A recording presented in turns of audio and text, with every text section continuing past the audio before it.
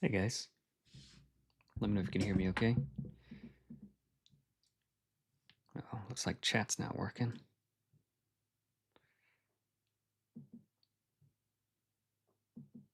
Selected.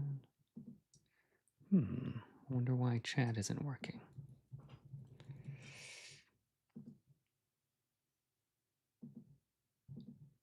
Properties. There we go. There we go. Hey, all right. Hey, good to see you guys. It's been a little bit. I've been working hard getting things going.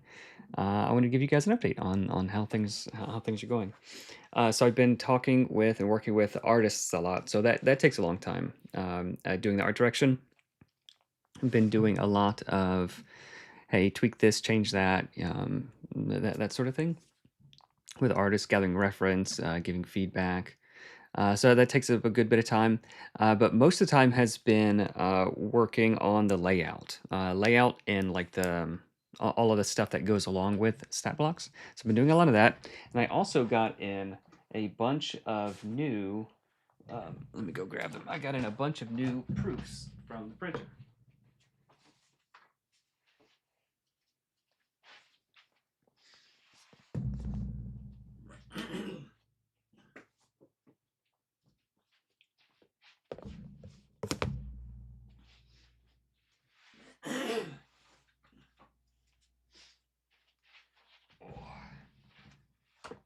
So I got in a bunch of new proofs from the printer. They're white proofs, so they're not too interesting, but at least you can see the dimensions and quality and that kind of thing of what's going on. And that takes a while also. So I've got my calipers here, and I have to like annotate things and give feedback and that sort of thing. So there is, and I even have the wooden.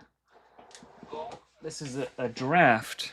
This is like the initial mock-up of the wooden slipcase. I wanted to show you guys. Have you ever played any Powered by Apocalypse games? I've played like a half a session or like one session of Avatar. I GM'd that, and I think that's like PBTA sort of. But other than that, no. So this is like the first draft of the mock-up. So it has this sort of angle thing, which I don't like. I don't think I like that. And then this is I think this is the Adventures box, the box for the Adventures. Sort of slides. So there is this sort of like cutout here so that you can grab it and remove things more easily. Does this one fit in there? No, that one doesn't belong in there. So a lot of the feedback that I've had, and this is the size of the Monsters and More book. It's bigger than it's bigger than all three of the other books combined. So there's things like, hey, this size doesn't match up with this size. This thing is a little bit too narrow this way, so like it has a hard time closing since there's so much stuff in there. So like widening this, but making it shorter and making the case on this a little bit bigger. So things like that I'm working on. So we have to there's a lot more stuff that goes into that goes into making all of this than a lot of people would expect. But here's a cool thing. So this is a mock-up of the. So I wasn't sure if we're going to do a paper slipcase, a board slipcase, or if we're going to do a wooden one. So I think I'm leaning towards a wooden one. So I'm going to sort of show you guys how it functions just real quick. We won't take up too much time doing this. Okay, I don't know where all this stuff is, but I like the flat straight edge of it. I think that's a lot cleaner, and again, everything is sort of like a little bit womply sized. But if it's like this, like how do you take things out other than like picking it up and like dumping it out, that sort of thing. But like this actually gonna be pretty heavy. Like it's gonna be like solid. I don't know, a lot of pounds. So at the bottom here, I sort of designed this little pull tab that pulls out a little tray that brings that sort of pulls all the books out with it. And I've never seen anything like this before, so maybe I invented it, maybe not. But there's sort of like a little tray, and then it's this is my mock-up of it. I just chopped up another box that they sent me. So it's like this little hinge thing that sits, so when the books are sitting on that, this pulls it out and lets the books come out easily. And then when you're ready, when you're done, you can push the books back in using that also. So I think that's a pretty cool solution to it. Nice clean way to take care of that. So working on a lot of mock-ups and making sure the paper stock is correct. So here's some of the hero zines. And the cover is nice, but I'd like it to be just like slightly thicker. And just a bunch of sort of small modifications to like 1,000 different things. This is the extras box. So you can see this is the extras box. And then as we open it, the inside has this cool, I don't know if you can hear that, cool like felted material on the inside for rolling dice. We've got a game board and a GM screen. Where's the GM screen? GM screen is not in here. It's somewhere over here. Got a game board and a GM screen. I don't know where that went. And then this is sort of like the current layout. We got 320 cards, and then this is just like a foam insert here. Then there is a little foam vault here for minis. The minis are not included, but I was just sort of checking on the size. And I think I'm going to do like a bit. So this foam is fine, but it's a little bit flimsy. It's a little bit lightweight, so I'm going to have like a little bit stronger weight foam, and then include some of these different things in here. And this drawer is going to include all of the tokens and things, and this drawer is going to include all 12 of the dice, with plenty of space to fit other things. Also, if you want to, and it's big enough to fit, I think, mechanical pencils and extra character sheets and papers and other things that you might want. So yeah, I've got just a bunch of different book mock-ups and different samples and things. So I've been been cooking on that.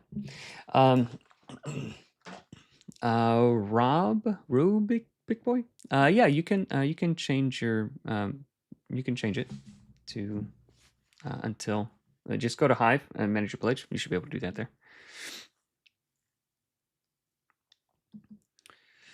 Yeah, if there isn't some way to get the books out easily, the notch is good, but I think a notch sort of makes it look a little bit wonky. So I prefer the little pull-out slidey thing.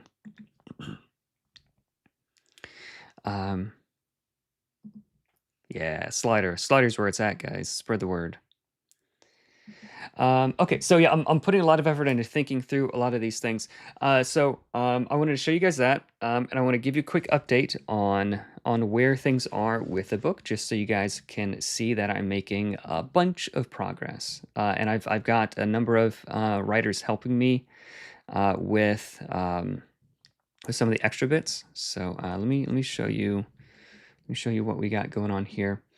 So one thing that's been slowing me down is InDesign. Since the book has gotten so big, InDesign has been crashing a lot. So I've had to figure out how to separate them into different documents to keep the page count down, and then they can be assembled in a book.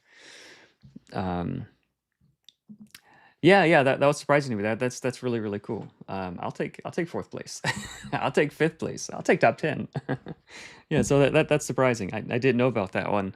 So I didn't have any influence over that. Yeah, that's really cool. So I think I fixed the InDesign issues. But we have Fae, Gremlins. We got, and a lot of the art and layout and stuff is obviously temporary.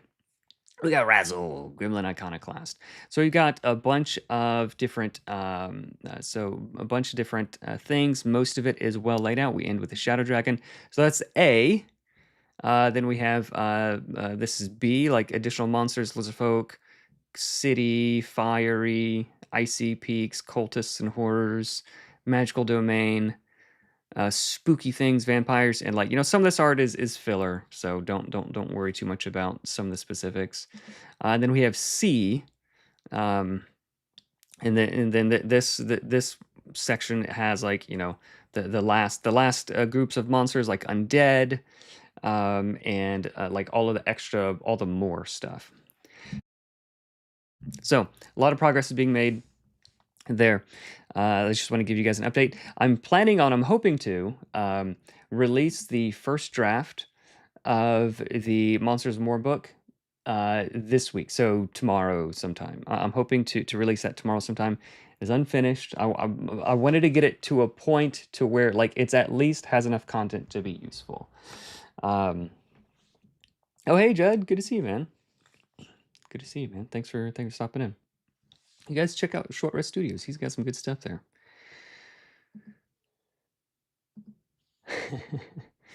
That's cool.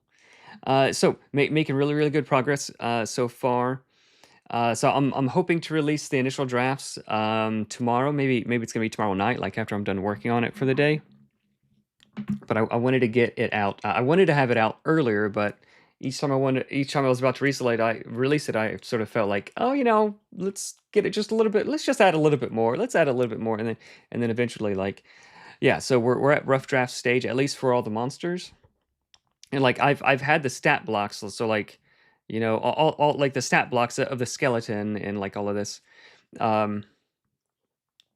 So just to show you some of the changes that I've been making. So like skeleton in the GM guide has this, but now the ability is phrased this way. So just like little improvements. So like this and this say the same thing. So I haven't updated the skeleton one yet. So that says the same thing, but it reads more clearly. So that kind of stuff. But all of the extra little bits like the description and the tactics and the loot and the quests and the layout, like all of that stuff takes like a very long time. all of that takes a very long time.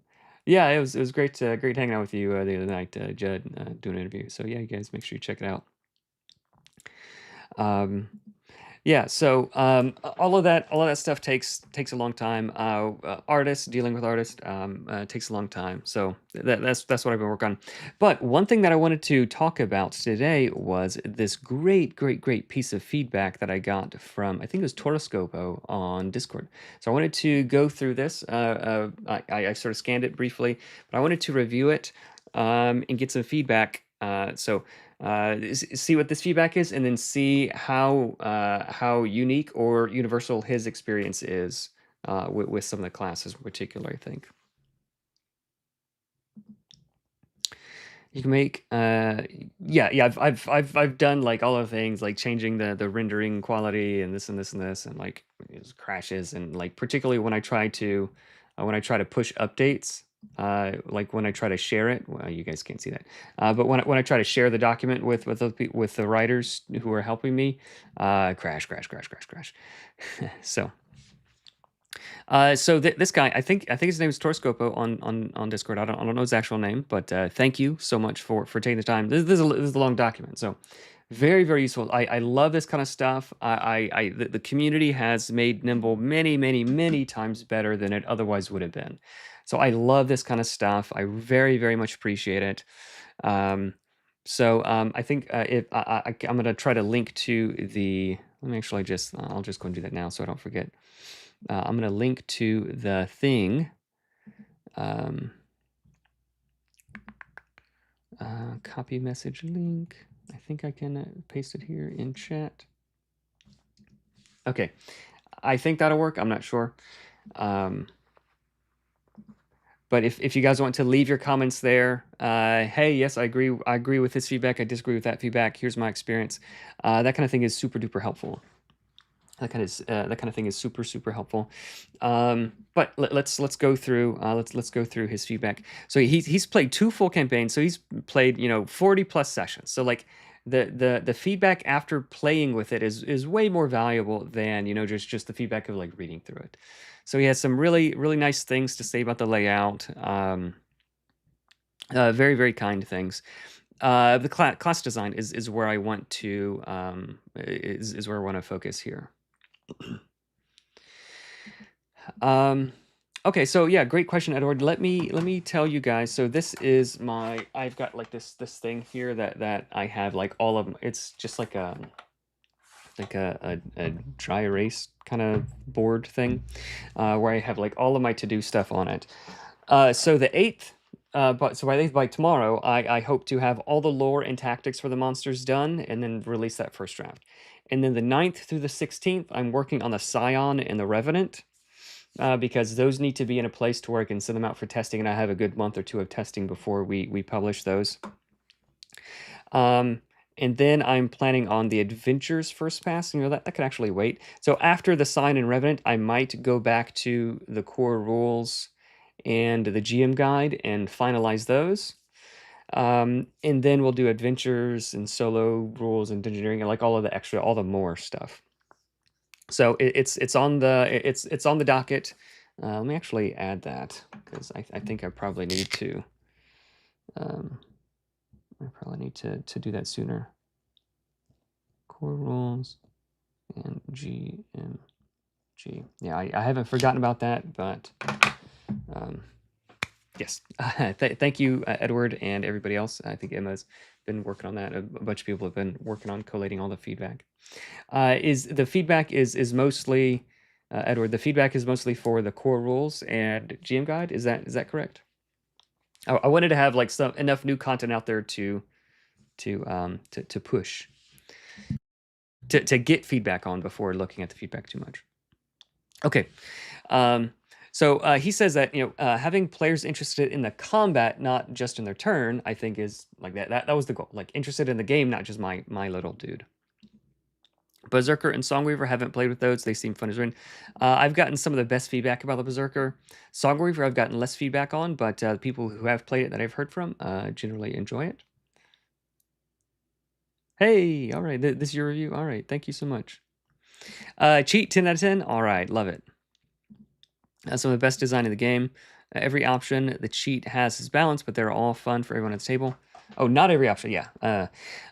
So yeah, that's the goal. So like the goal for the abilities is like not all of them are S tier, but all of them are at least like B tier. Like for the right campaign, like this one is like there shouldn't be any C's or D's or F's, right? They should at least like be like B tier, like up there, like all good enough to choose, right? Okay. Yeah, Jess Scribano won. Thank you so much for taking a look at it and this fantastic feedback. Berserker loves it. Yeah, Berserker's pretty pushed. He's pretty good. Okay.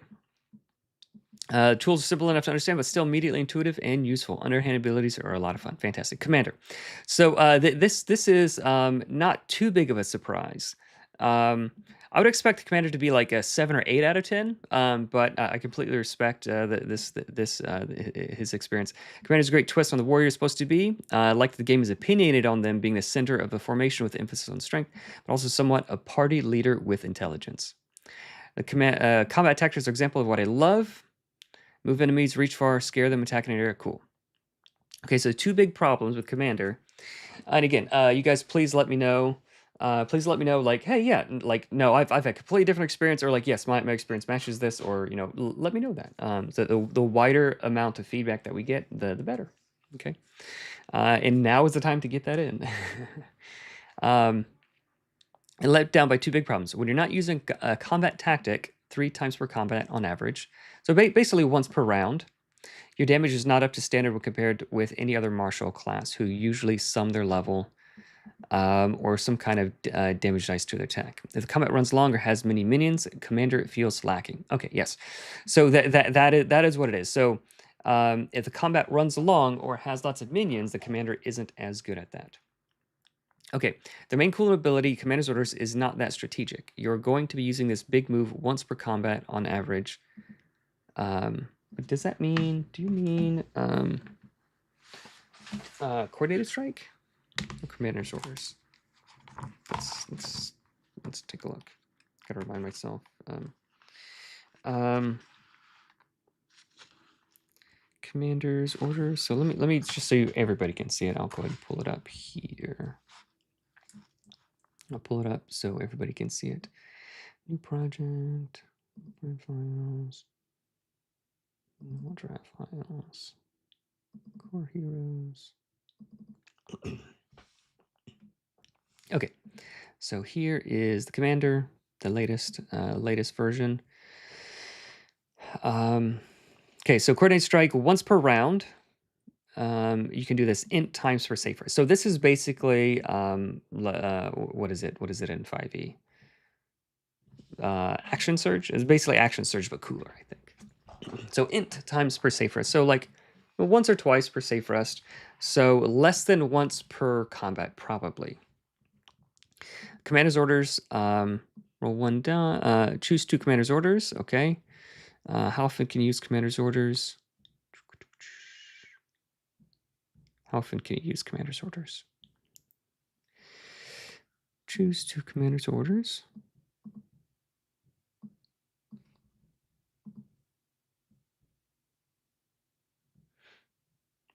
How often? Combat tactics. So combat tactics are not commander's orders. How often can you use commander's orders, you guys? Did I break something as I updated it? You guys help me out. What am I missing? Yeah, so that is cool. Like using the name of the thing as the thing that you say, that's definitely what I'm going for. Yeah, so commander is not intended to be the highest damaging class, but it should feel useful in other ways. Most are once per encounter. Yeah.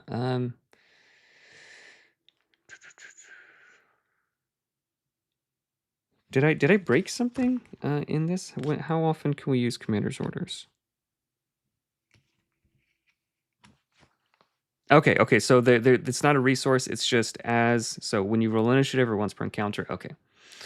I was confused. So it's not tied to any resource. It says in the order. Okay. On failed, will say. So this is just cost an action. So that one's pretty good. Face me. Each one separate. Okay. Thank you guys. I have like all the different versions of all the different classes in my head all at the same time. Reaction after an ally within reach 12 is crit, taunt the enemy until you drop steel. That one's pretty good. So it feels very protective. Hold the line once per encounter. You can heal them essentially.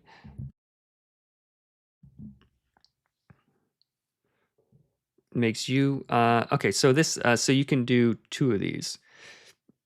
Okay, all right. Not that strategic. You're going to be using this big move once per combat. Well, you get 2 of them at level 2. So I'm not intending to argue. I'm just thinking this through out loud. You can only do your cool thing very rarely until you reach a high level. Remember, most commands in around level 10. Okay, yes, that is true.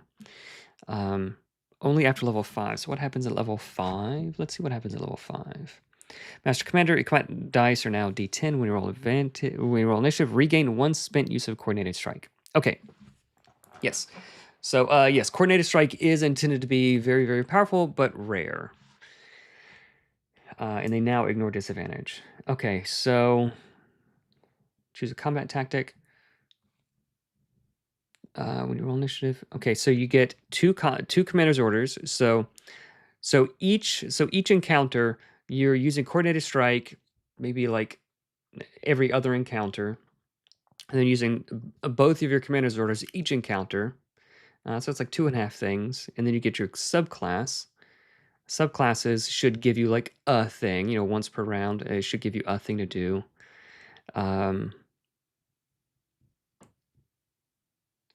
Level 4, you get combat tactics, so it's like more things that you can do, like makes you more capable. That's level 4. Level 5, you're able to like you're truly able to like use your coordinated strike much more often. Okay. If you're doing dungeon crawl, even things get worse. So that's just great. You can empower your hunter to attack for big damage, or with someone using finish test. Okay, so that's fair, I think. So the a little bit of nuance that might be missed is that Oath Sworn, like if they're attacked and they get their combat dice, like they can use that, they can like use their combat dice on an opportunity attack, or like you can get them to use the you can get the cheat to to use their sneak attack an extra like twice per round, basically, if you're able to do a coordinated strike or the berserker. So there's I don't know.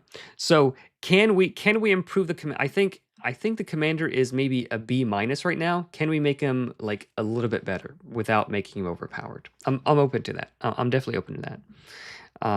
I think the newer subclasses help with some of these things, but the feedback is very, very good, I think.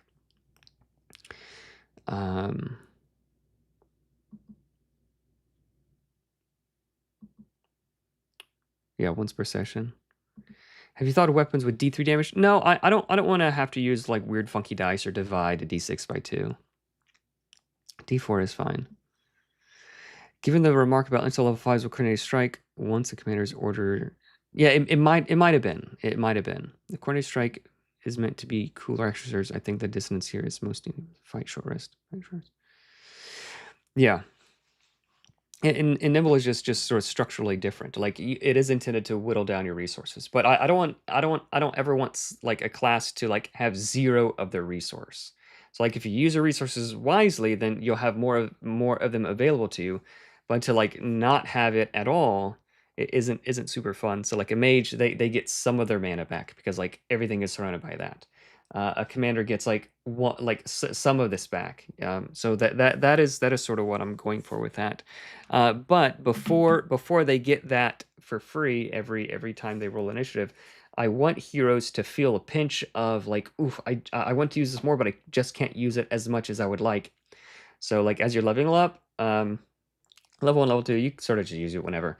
Level 3, level 4, like, I want to use this more, but like I sort of have to like, manage it a little bit. In level 5, like, so you feel that pinch before at level 5 you get this relief. So that's the idea. You recognize how valuable it is, and then you get it. Okay, so I'm really glad to hear that Hunter is an 8 out of 10. Hunter is a fun and so to wrap up Commander, I'm open to ideas like small ways to tweak the commander. I don't think he needs much. But I think the commander could use a small boost. I think he could use a small boost. And if someone who's expecting or desiring like to be the damage dealer is picking the commander, the Vanguard, the Bulwark and Vanguard commanders don't do that. But the Champion of the Arena might be able to do that. They focus more on combat dice and doing cool things for themselves. So that might be something that helps. Or the Siegebreaker. Siegebreaker is pretty fun also. So is there a way we can give a small boost to the commander? Some core tactic that could be used more regularly? Maybe. Command weak enemies? He can command weak enemies. He does have one of the commander's orders is his commanding presence. He can shout at an enemy, make them do stuff.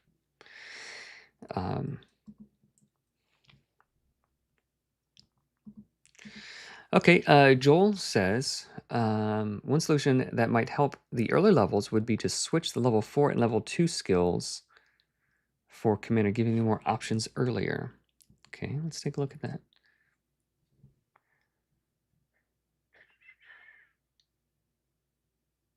Combat tactics. So commander's orders.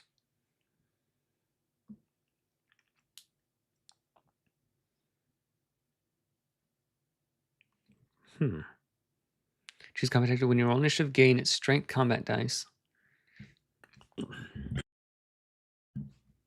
Yeah, maybe. So swapping those two does make the commander much more of like a solo focused thing. And then level 4, he would open up his like tactics and stuff. This way, having commanders at level 2 makes him much more of a support class. And then level 4, he becomes a more capable fighter. I don't know how I feel about that. I'll think about that though. So that's not a bad idea. Choose 2 commanders' orders.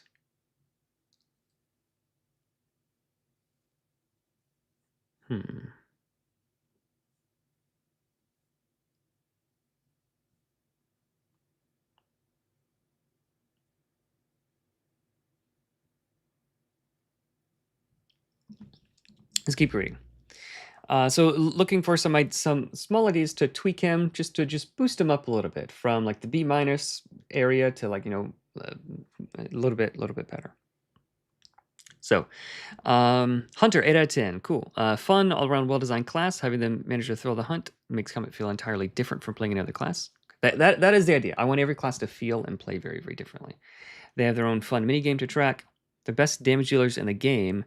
That is surprising. I actually don't think they're the best damage dealers in the game. I think that crown goes to either the Oathsworn or the Berserker. Maybe the cheat if you're depending on your table.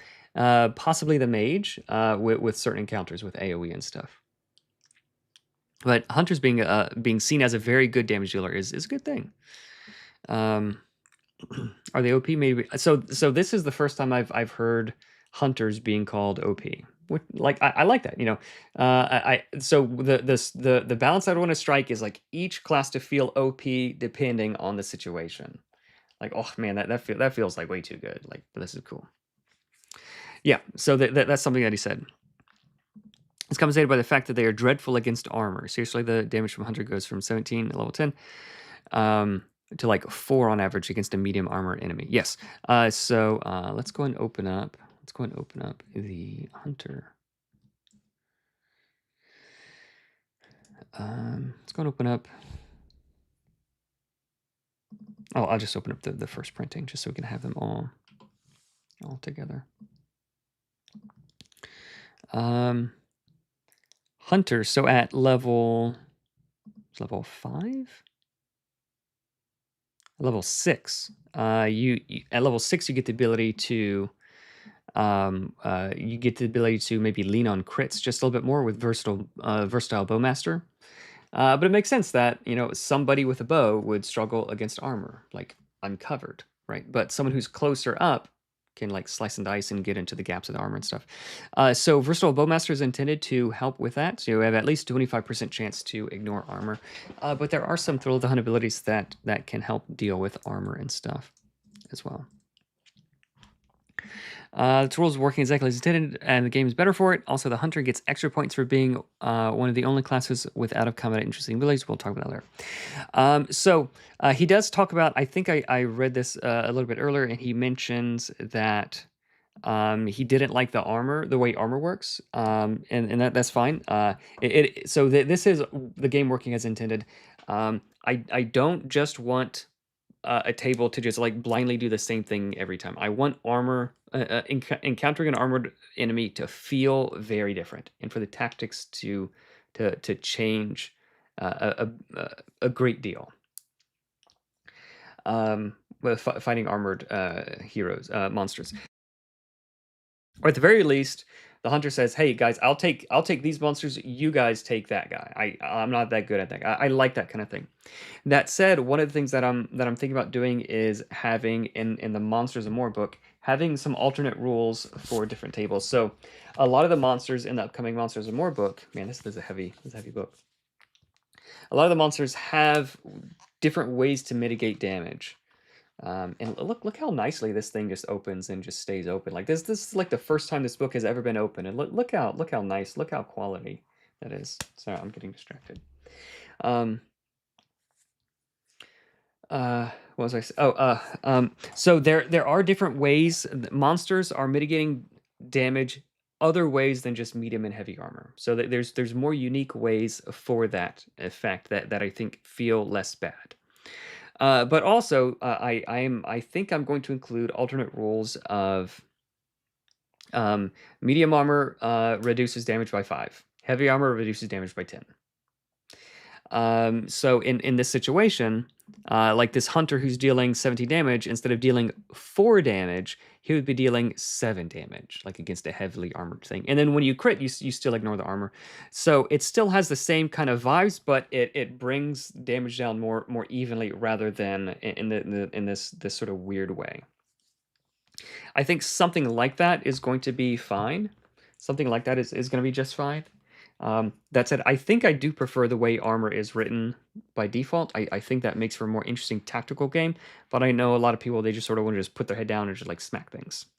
Okay. So it's fine to have that as an option, I think. Okay. One of the only classes without with out of combat interesting abilities. Okay. So this was both interesting and surprising to me. He says that he doesn't like the mage at all. It's mostly because mage is the I use magic class, and that is what the mage does. And I think that by far magic is the worst system in Nimble. Armor follows.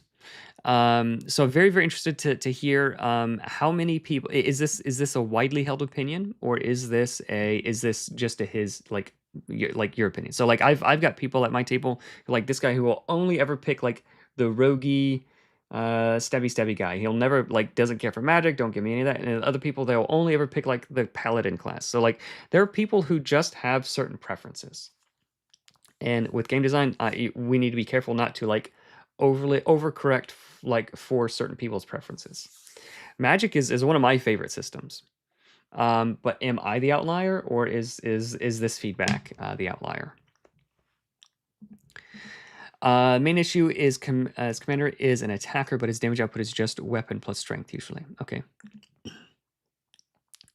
My opinion, yeah, no. Cryo sleep is OP. The commander would be helped by having his main cool thing once a combat at level 3. That's also a good enough boost for early game. His by main cool thing, do you mean the coordinated strike? Coordinated strike, is that what you mean? Yeah.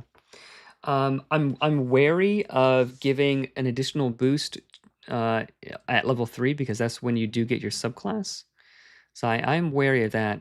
So maybe it's just where is it? Maybe it's just at level 1 coordinated strike. Instead of it being tied to your intelligence, it is just once per encounter. You can do this.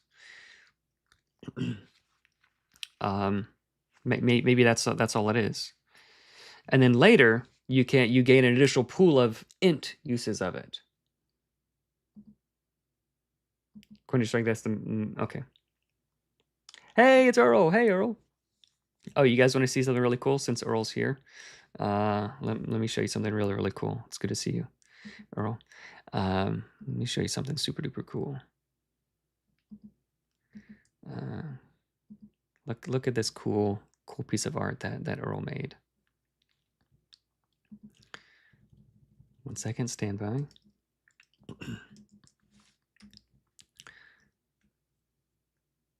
So this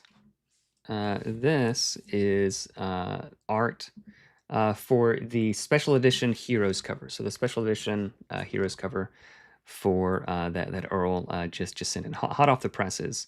Look how cool this is. So we've got a tiefling rogue over here, or a tiefling of the cheat, and he's surrounded by a bunch of bad dudes. So we have a hunter here. We've got a cool mage, cool spellcaster. We've got an Oathsworn, Dragonborn Oathsworn. Look how cool this is! Isn't this cool? So they're all fighting arrayed against the bad guys and the Skeleton King, who is commanding all his hordes to come attack. So this is the art for the special edition, the special edition thing. Yeah, so really chuffed about that. Really cool. Fine job, Earl. Very fine job. Very cool. So Toroscopa, what do you think of Commander's Order or Coordinated Strike at level 1, just once per encounter, and then later when you get Master Commander, it's you gain an initial pool of this. You can use them int times per safe rest, like sort of flipping it on its head. I think that's not a bad thing. I would feel pretty good about that. That would definitely be a buff. That would definitely be a buff.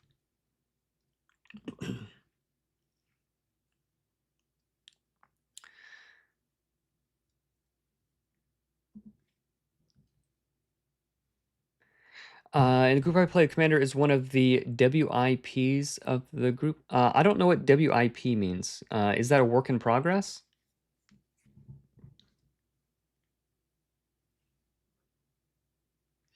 I'm not sure what WIP means, crash loop.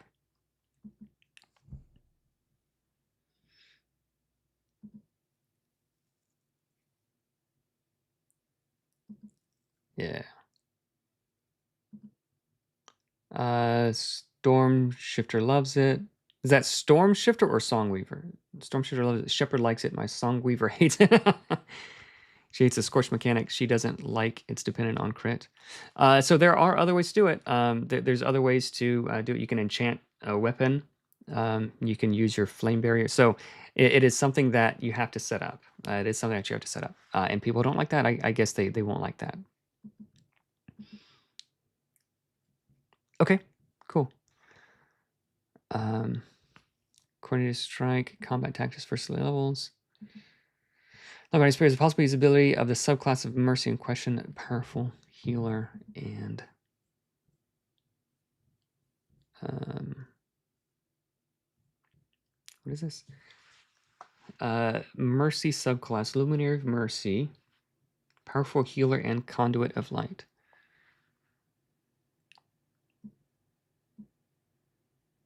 Yes, yeah. So that's intended. You can definitely come with those.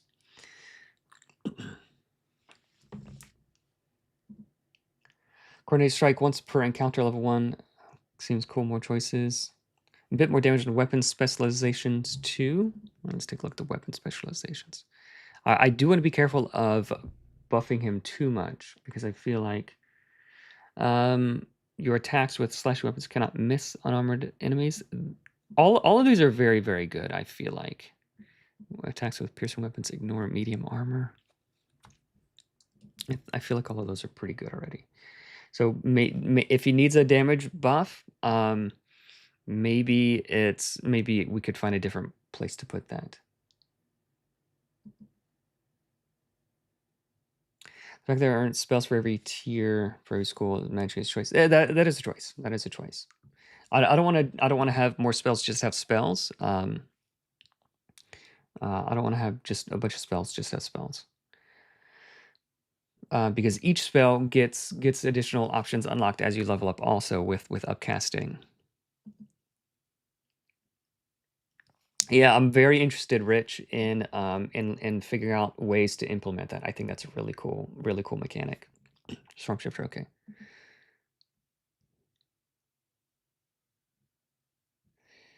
Oh, VIP. Maybe you meant VIP. Okay, yeah. He's one of the key players. Yeah. So when I've played, Commander was like, it's like whenever I played Commander, or like when I was playing with Commander at the party, like the rest of the party like could like they were like sort of here, but with the Commander, just adding the Commander in, like they were able to be here. Like they were able to do way more. Like, oh, if I could just like move one more time, or if I could just do this, and like Commander says, like you got it, you know, and then like that one additional thing the Commander let me do, move or whatever, like was like so helpful. Like it had an outsized impact.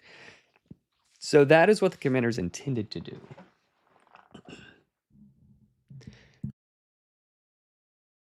VIP, yeah, okay. My player for Songweaver is also known to just complain about. Okay.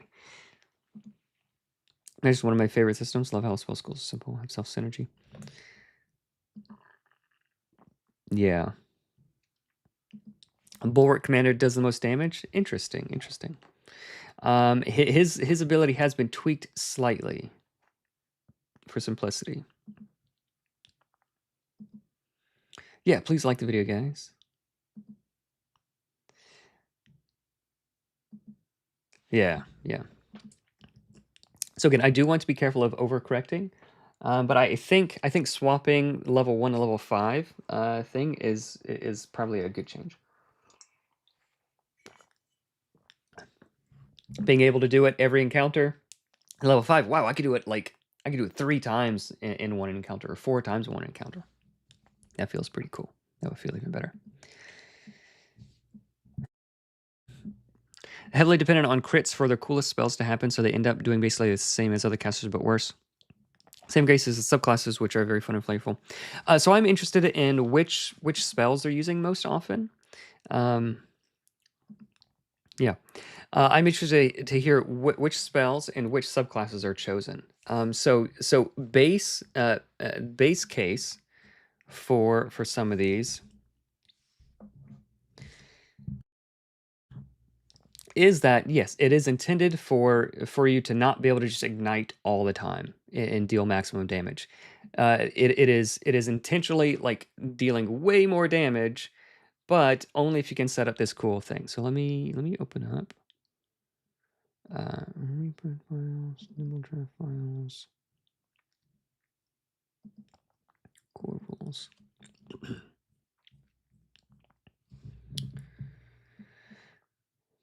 So if you just don't like those mechanics where you have to set something up to have a cool payoff, if you just want to be able to do the thing for free, then yeah, maybe you won't like it as much. But there is there's Flame Dart. Obviously, you can on crit, so 10% of the time you can just do this. So and then you have Enchant Weapon that allows you to just anytime you crit on that. So like enchanting the cheats daggers, basically you're like crazy combo. Flame Barrier also, like anytime you're attacked, like they just automatically gain Smoldering. And then there's Fire Embrace. So like there's ways to like just make it happen. So again, not to argue, I'm just sort of like thinking out loud. And then we have so if you have a mage that like wants to do it more reliably, then maybe Invoker of Control is the one you want to pick, because you can you can just automatically just give them Smoldering. Like you can just make it happen. So it is something that costs something, but it's something that you have to set up, right? It is something that you have to set up. Most useful was ice. Utility is very useful. Wind was used occasionally. Radiant felt so good against armor. No other choice felt worth using. Fire was not receivable. Yeah, that's very interesting. I'm interested. What subclass was your mage? What subclass did the mage pick? So is it that magic is the worst system, or that a player just didn't have a way to reliably set up the combos that they wanted? Lightning was used. Mage by itself is somewhat underwhelming, but a mage that gets backed by the party given aid to set up those spells, yeah, that's what I want it to feel like. That is the goal. And there are new subclasses that sort of fill in some of these things. Heavily dependent on the crits. So I would say this: the mage, and you guys again tell me if I'm the outlier or if this experience is the outlier. So to me, the mage is heavily benefited by crits, but they are not dependent at all on crits. Is what I would say when I smash the war system.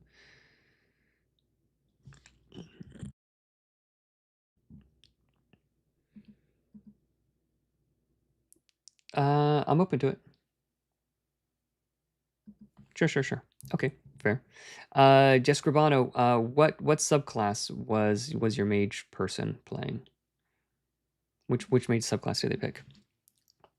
So I just want to narrow it down. Is it magic? Like all the like the magic system is bad, mana is stupid, blah blah blah. Is it that, or is it this spell school, or is it just this spell? Yeah.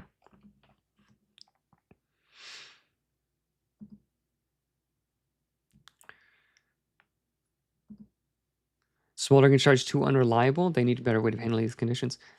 My two players played control mages. Interesting. Did they ever use how often did they ever use Elemental Affliction?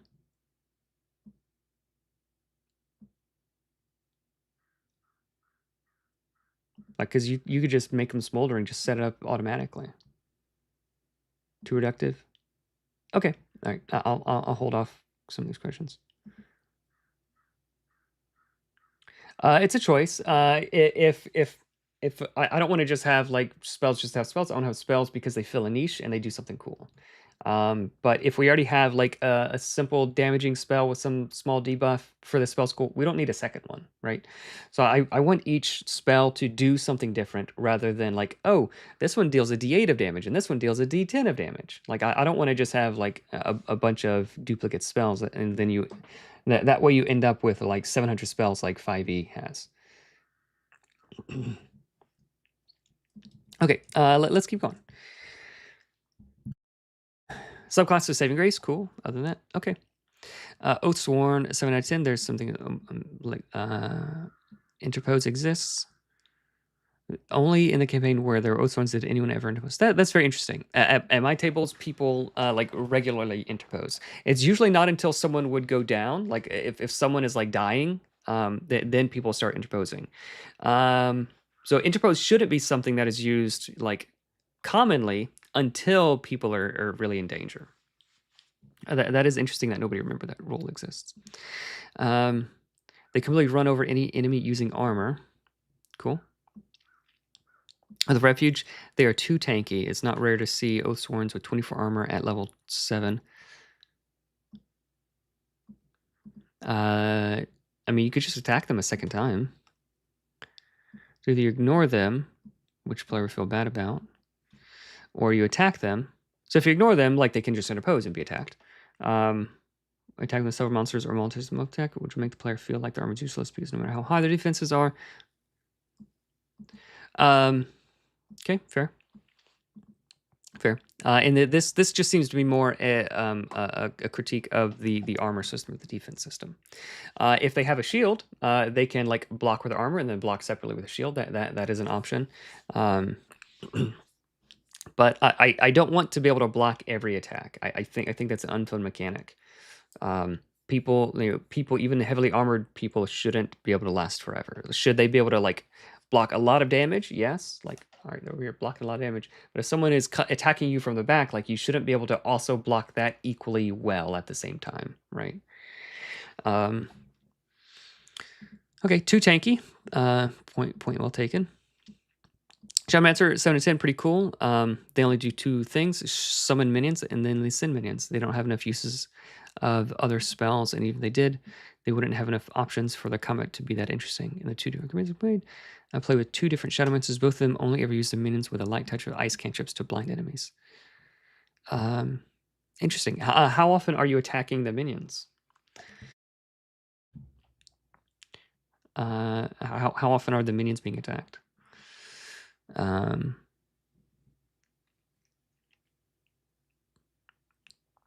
Amazing Invocation, so much life, so much fun. Shepherd, 8 out of 10.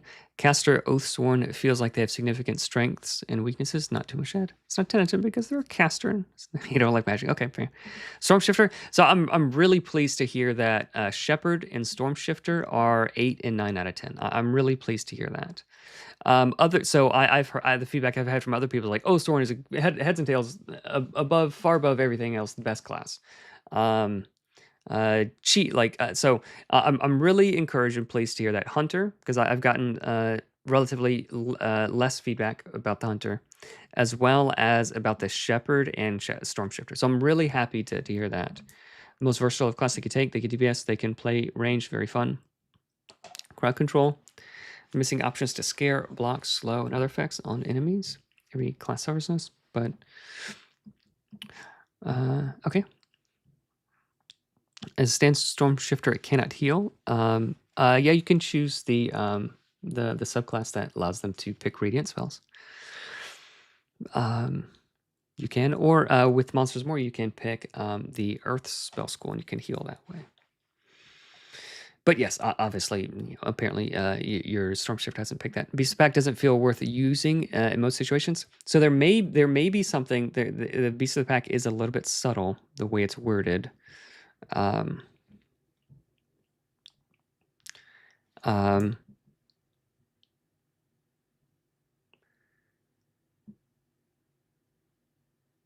So I believe last time we had it, transform whenever you crit or kill. Yeah, so Thunderfang, so you don't have to crit or kill an enemy while in Beast of the Pack form. So you can crit or kill one or more enemies. So you can kill a bunch of enemies or crit a bunch of enemies in this form or that form, or while casting spells.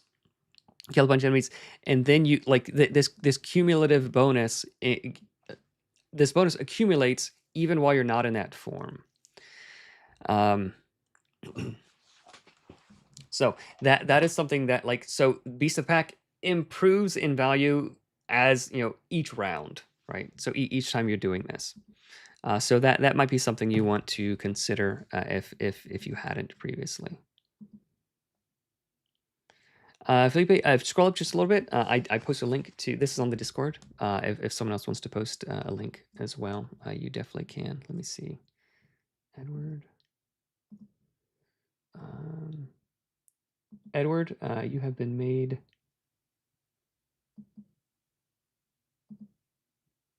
Edward, you have been granted a moderator. So if you want to post a link or whatever to the thing, you can. Okay, so let's see. Yes, absolutely. Very glad you took the time. What is this in reference? Burning Fields, starting out fun, but once they found a combo that worked, they did nothing. They did nothing but for the rest of our beginner campaign. What is this in reference to? Burning Fields. Did you already say? Yeah, spells can crit if you roll a d10. If it's a 10, it crits. Burning Fields, let me know what that was in reference to.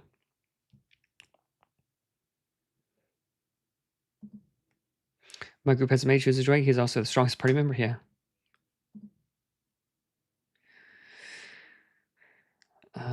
Two of my players. Shatter? Yeah. Yep. Yep.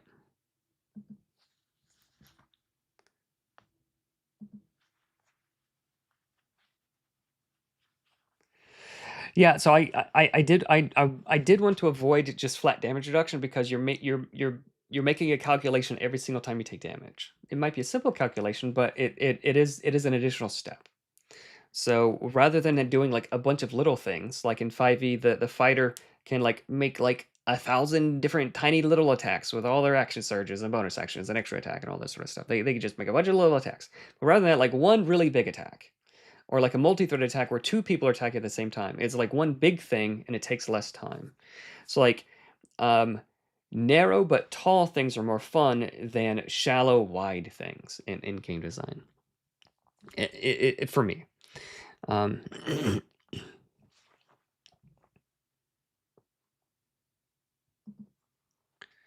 They're attacked off enough. I mean, like a sweeping strike, AOE attacks, like that kind of thing.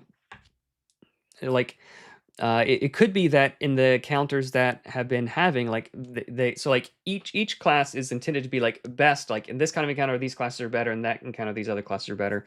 So maybe more varied encounters would help with that. Other people have said oh, the Oathsworn is just best in every encounter. Well, what kind of encounters are you having? Again, man, I feel like I'm being defensive. I don't intend to be defensive. I'm sort of I'm trying to think out loud.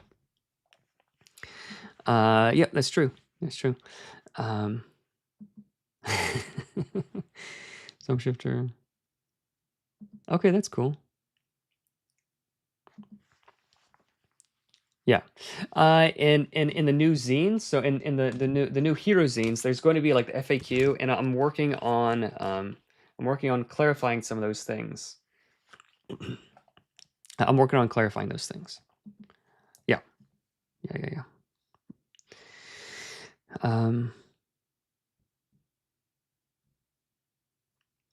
So initially it did say while in this form, but then we tweak that. We remove that to open it up to give it that buff. Yeah. Oh, you have 2 accounts. That's funny. My armor house rule. There's only one type of monster armor, and it just halves the damage. And every monster that has armor must have a vulnerability. That's fine. Yep. Okay, cool. Okay, all right. Yeah, whoever. So someone's Burning Fields. If you want to clarify that comment, I'd appreciate that.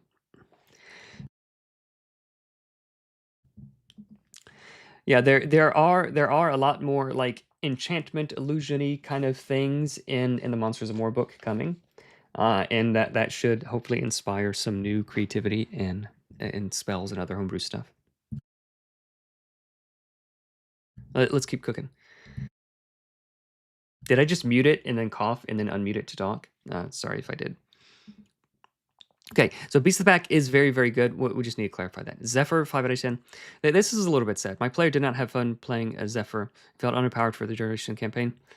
How long did the campaign go? What level did you guys go to? And what subclass did you pick? Swift Fist, this ability is useless.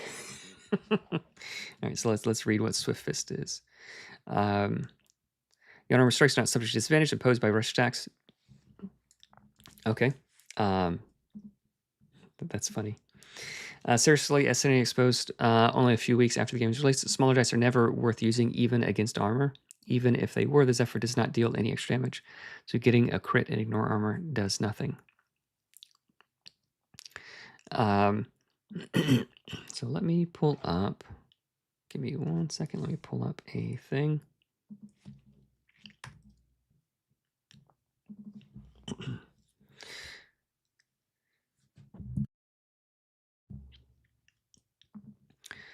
Okay, so this is the big balance spreadsheet. So if you're dealing 1d4 damage, 1d4 plus strength, so say strength is 2 or 3. So on average, a fighter, just a vanilla dude punching a guy, is going to be 1d4 plus strength. Okay, it's gonna deal that much damage. So on average, he's going to deal that much. And then on second attack, he's going to deal this much. On a third attack, he'll deal, on average 1 damage. Okay, so let's just make a new little thing here.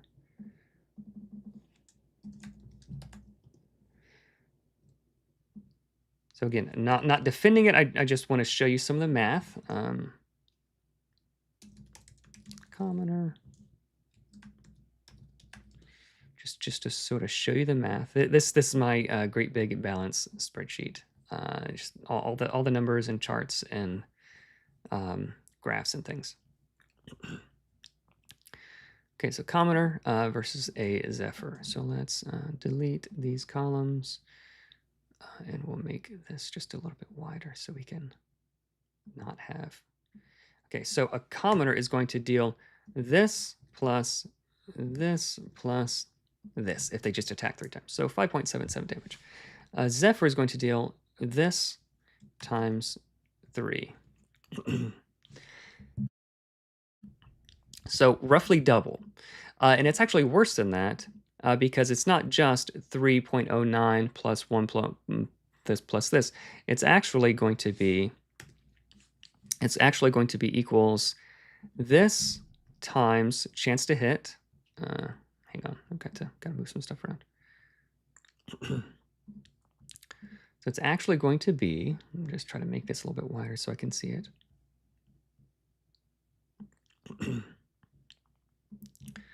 So it's actually going to be equals this times this. So this plus 2.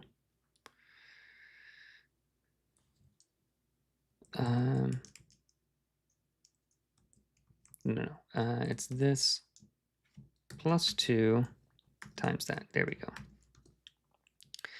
Okay, so it's actually going to be 3.80.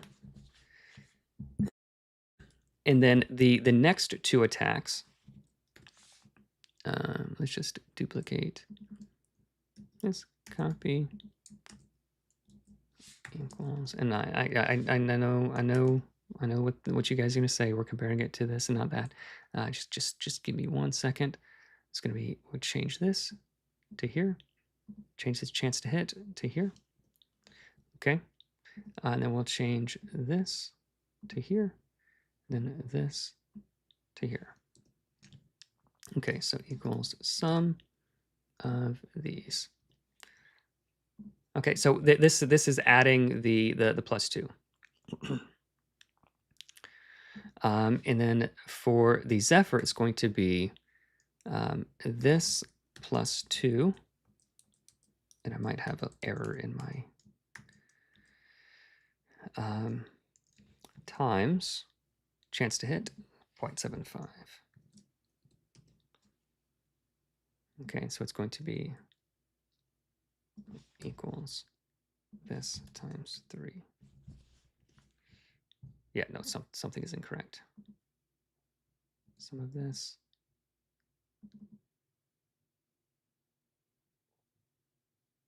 Five.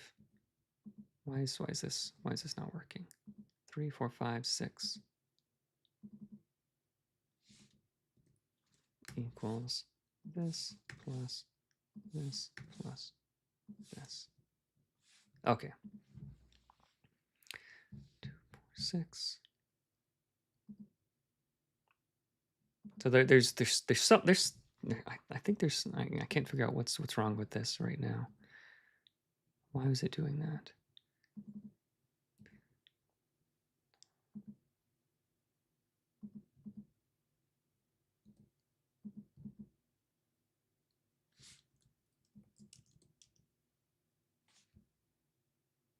This times that. So this is like 5 times this. This is this times 1. So this is 3.64 times. Yeah, this isn't correct. So this plus 2.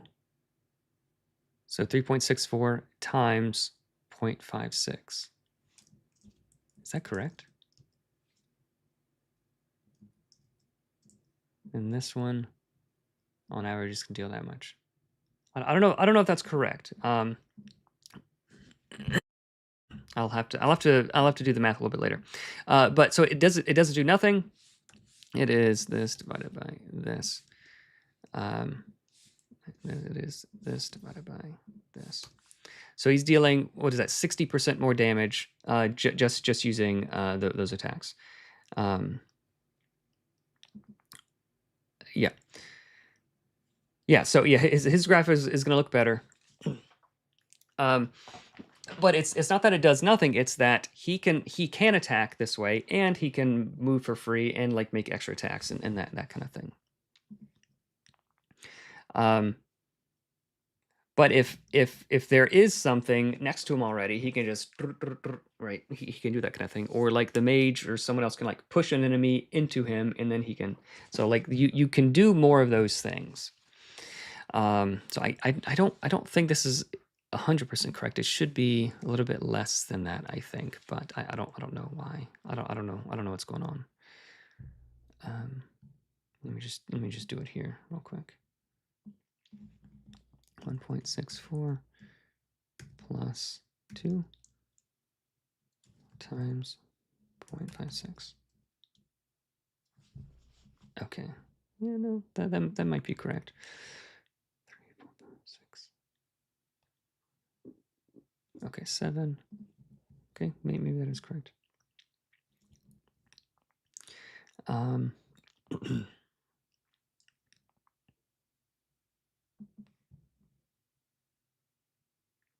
No. I think it's not good to be defensive. I think it's good to be open to. No, I appreciate what you're saying, but it's good to. It's the intent is to look at this to make it better. So rather than defending it, make it better is what I would do. Okay, so let's go back to here.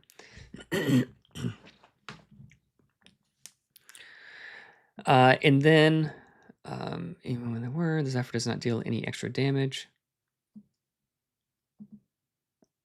Small dice are never worth using even against armor. No, they are. A lot of abilities like key off of like on crit also. So let me refresh my memory on Zephyr. They have this.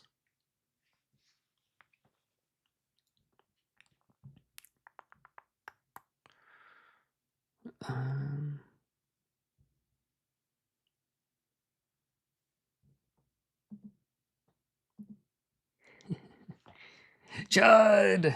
Judd. Good to see you, man. Oh, did Burning Fields? Okay.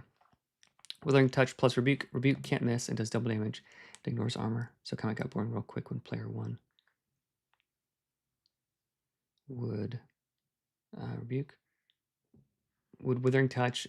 I mean that's cool. Like if they're doing it too much, like find ways to punish that, or find encounters where that combination is less powerful. So I think that's really cool. If someone is casting Withering Touch, that means they're adjacent to. That means they're right next to some spooky monsters. Like punish them for that if they want. Zephyr player played from levels 1 to 6. What subclass did he pick?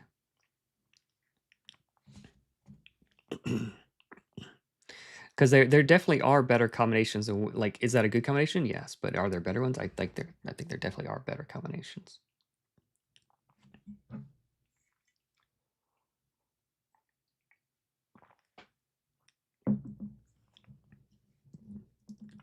It should only buff the next attack. Let me read how it's worded.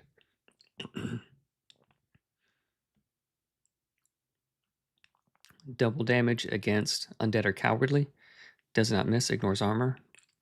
Withering Touch.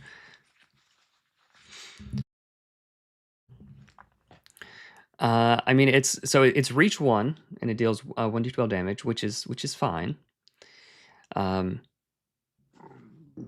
Excuse me.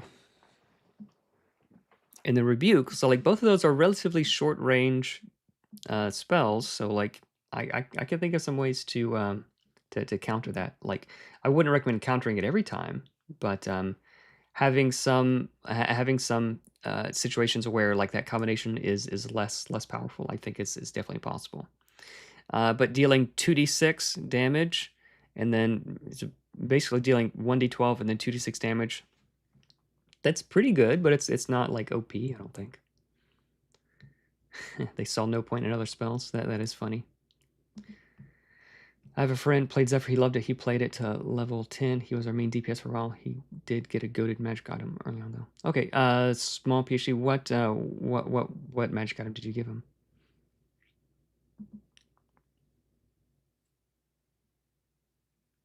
Yeah, more magic things. Yeah, we got a bunch of new ancestries coming.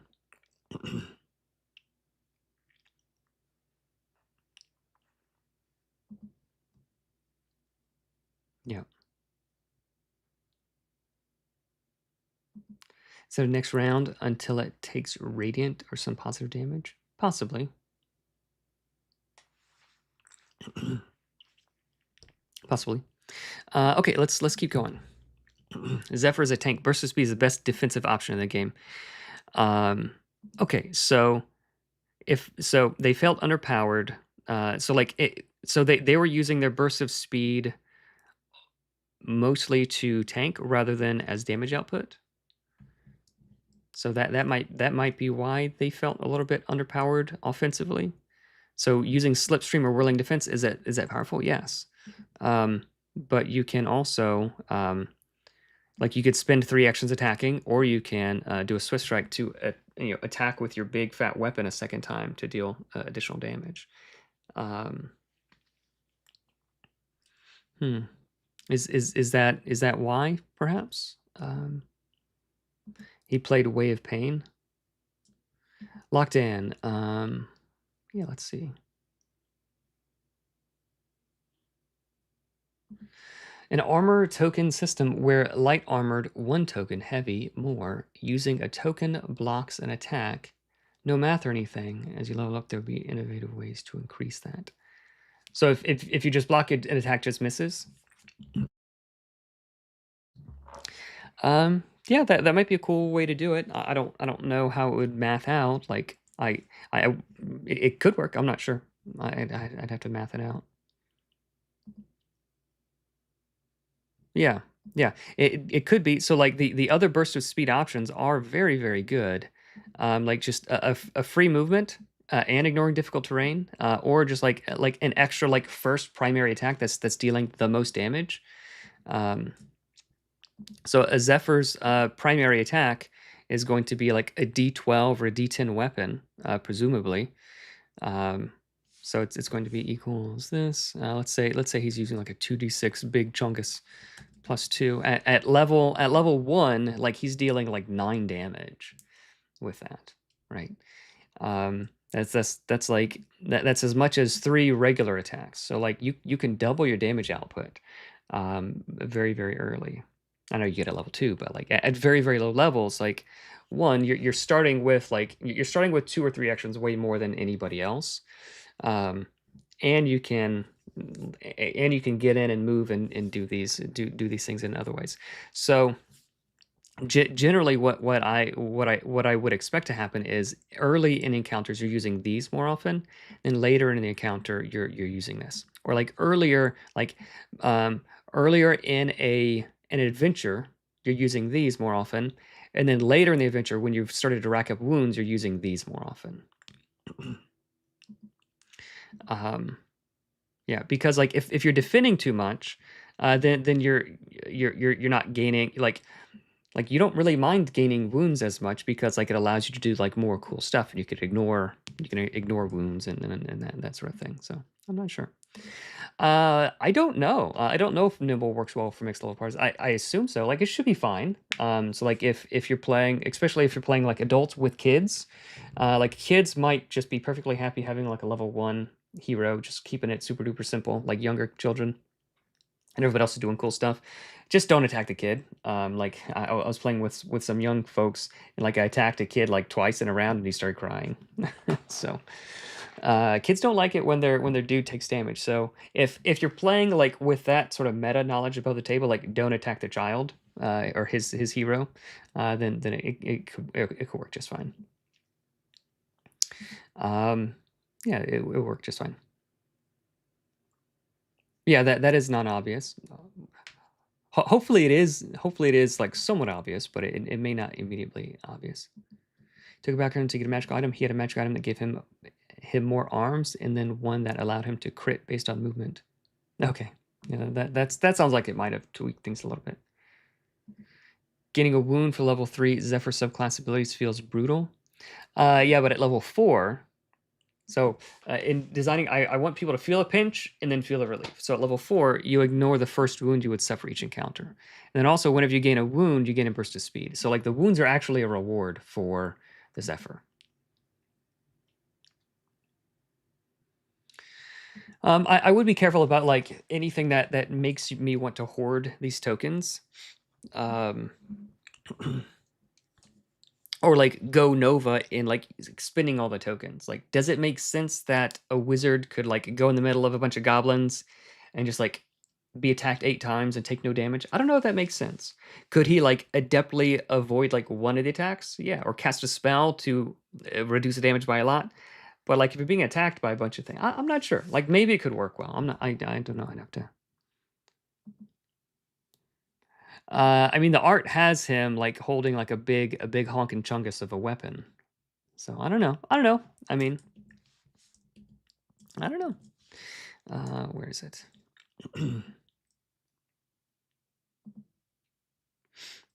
If the Zephyr uses Slipstream to defend. Oh, where did it go? Defend, the attack misses. No, you can only defend once.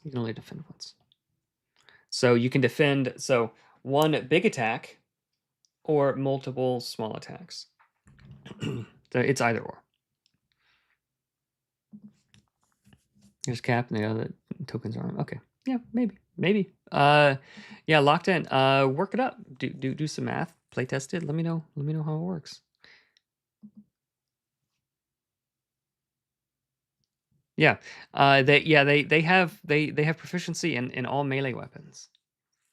So dex or strength weapons. Okay, let's keep going through the feedback. Taking too long defending myself. Port levels until level 5. He's laughably weak. They only have defense to go for them, so they have to feel like waste turn when they act. Especially cheat, Shadowmancer Hunter.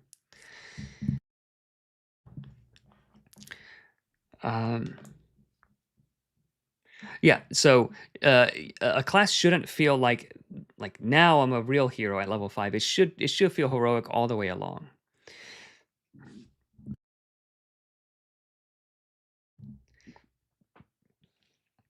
So it should feel heroic all the way along. What does he get at level 5 that makes him feel so good? Add level bludgeoning damage to all your melee attacks.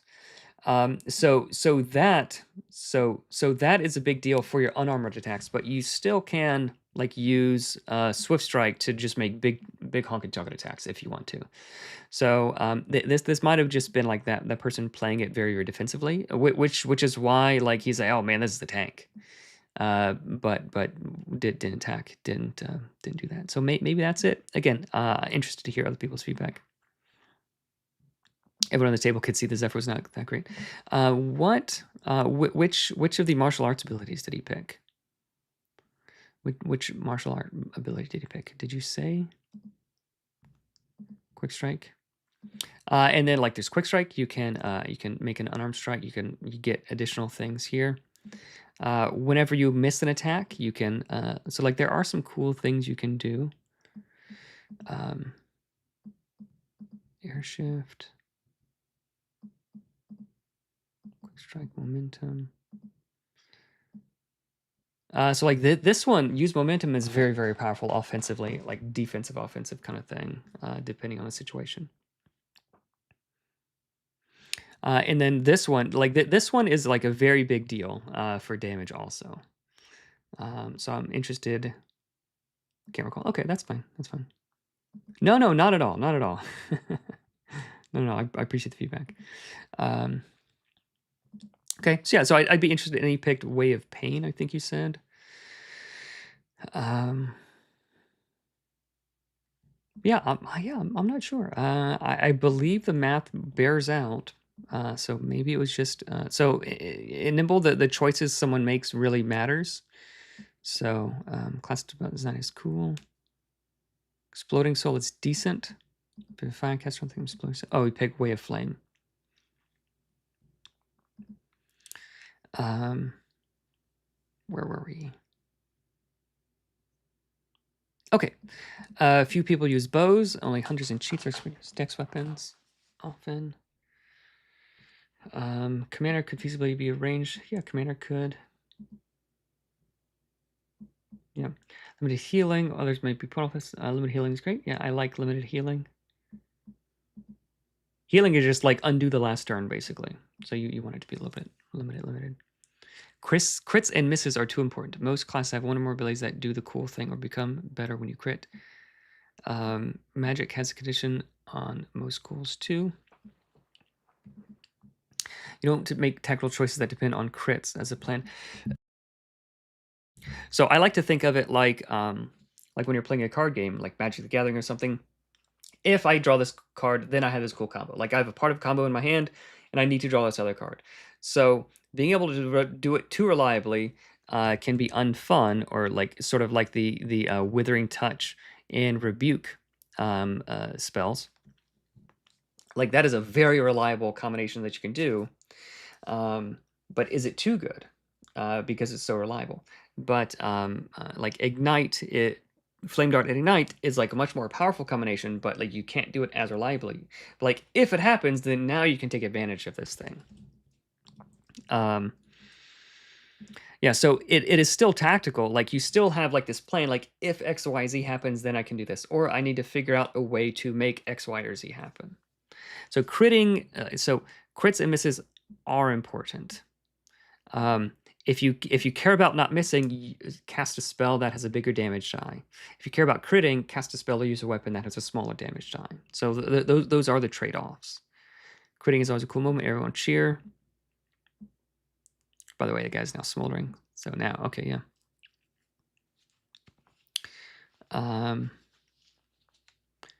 So maybe agree to disagree, but again, I want to know if I'm the outlier or if this experience is unique here.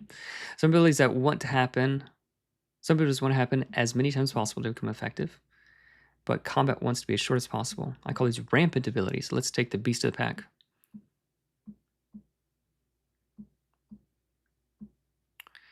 One of them, then I'll probably need to move once or twice.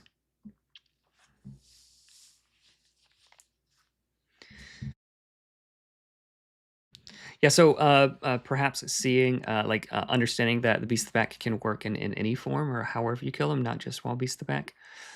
So maybe you would pick this later in the encounter, or earlier if you need the movement of it. I think it gives you movement, right? Gives you additional speed. Yeah, it can give you like +5 speed, which is a big deal. Okay. Combat.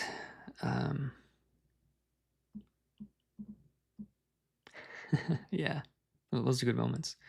Wounds are great. You can really feel the difference between someone being brought down to 0 the first time and after taking 2 or 3 wounds.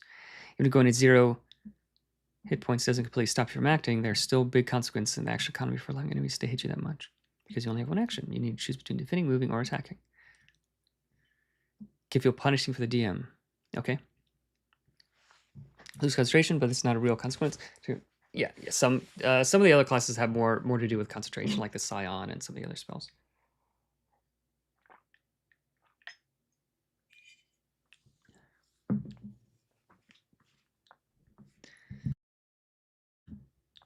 Heroic reactions. Help reaction has not seen any use at my table. That's interesting. So it's not advantage. It's someone missed. Wait, they didn't miss because I was doing this. It is a retroactive. It's a reaction, not something that should have decided beforehand. So the boss has 1 hit point left, and so is the last person to go before the boss's turn. And you roll your d12 and you roll a 1. Oh no, you missed. Wait, I'm standing right next to the boss. I do something to distract him, just enough to give him this thing. Okay, it's a cool idea. You get to roll that again. You get to try again, and you're almost certainly going to change that miss, where the boss is gonna have his turn and blow everybody up. But I'm going to help, and I'm going to retroactively let you re-roll that if it's a thing that makes sense. It's much more powerful than just simple advantage.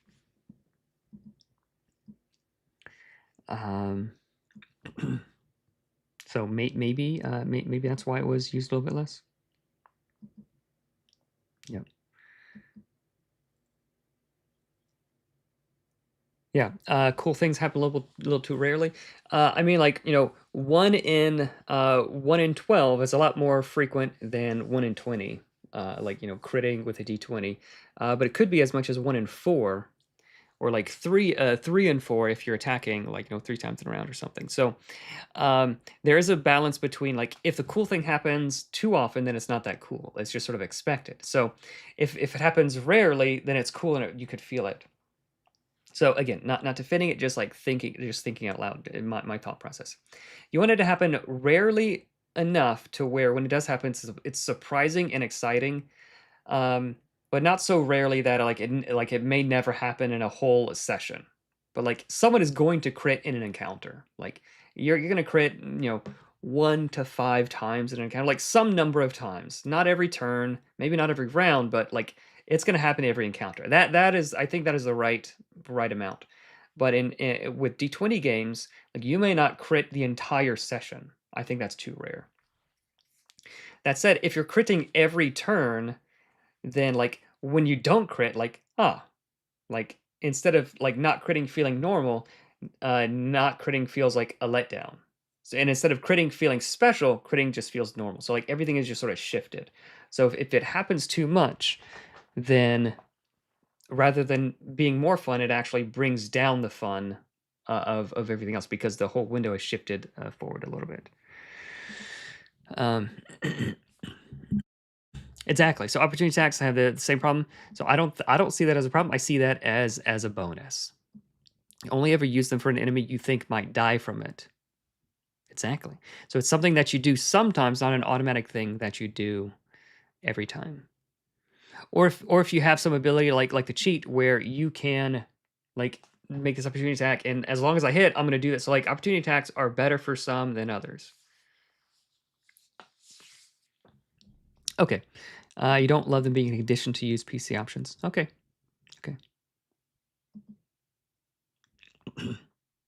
Zephyr Fire subclass deals damage based on wounds. If you have 1 wound tanked, does it count on the damage?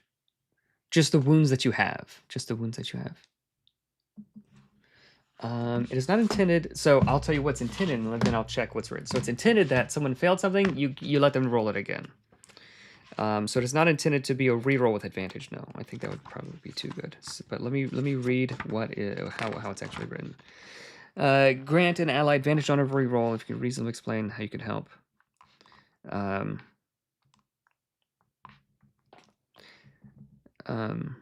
then the little box below, teamwork. Help as a heroic reaction. It's a fantastic way to bring teamwork, role-playing, and creativity into combat encounter. Did your buddy fail? Maybe not. Think quickly and see if you can help them succeed. Yeah, so I think grant an ally advantage on a roll does imply that like you can do it before they attack, or you can do it after they fail. So, yeah.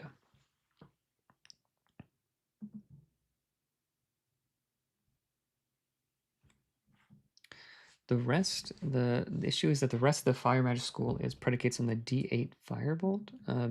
Fire is D10. Fire has all D10s, so 10% chance.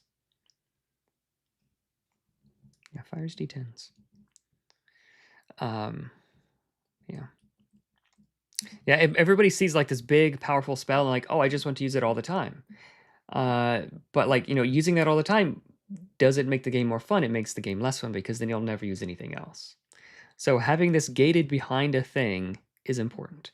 And then being able to choose to use it when you use Flame Barrier or Enchant Weapon, or if you use your Control Mage option, is a cool thing. So it is like semi-gated behind this chance thing.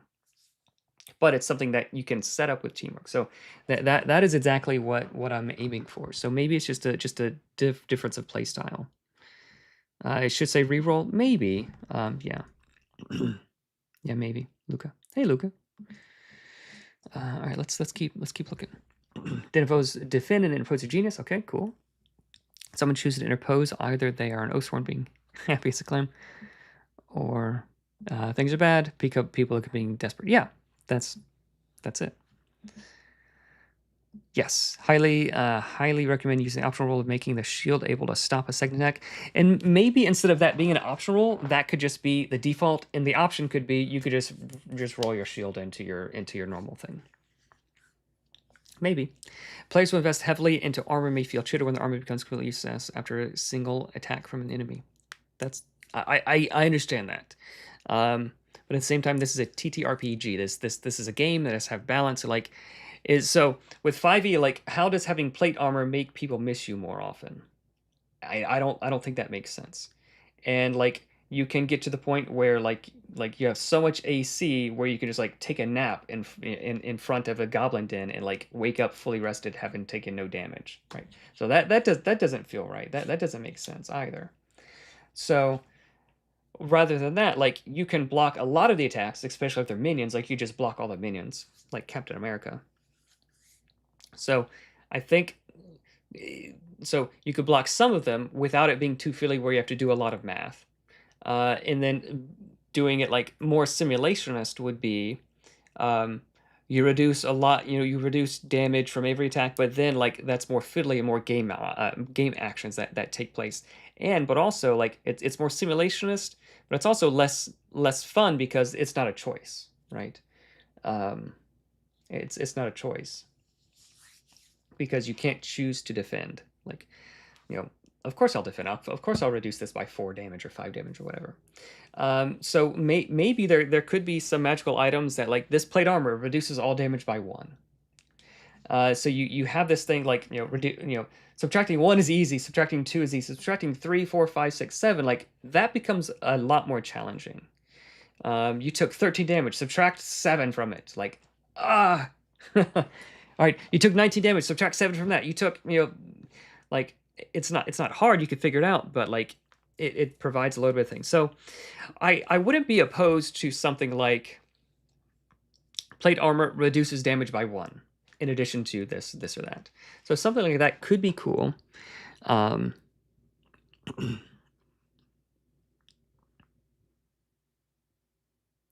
Yeah, doing something like that could be cool.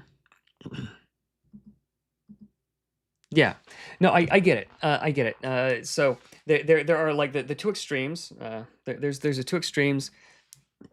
There's two extremes of like 5e on this side where attacks just fully hit or fully miss, and then there's this one of you have no choice, and then there's this other extreme of like damage reduction. Attacks always deal just slightly less damage.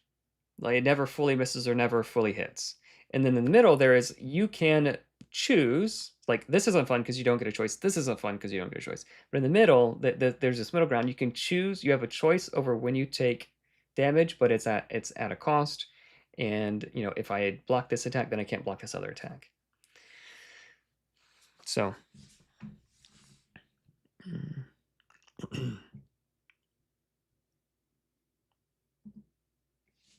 Yeah. So if you're being attacked by like 6 minions, so you would roll. So let's let me show you this. We got a bunch of dice. So let's say you're being attacked by a bunch of Gobbo minions. All right, you're surrounded by a bunch of goblins. All right, let's see. Oh, I dropped one. All right, so you're taking a bunch of damage.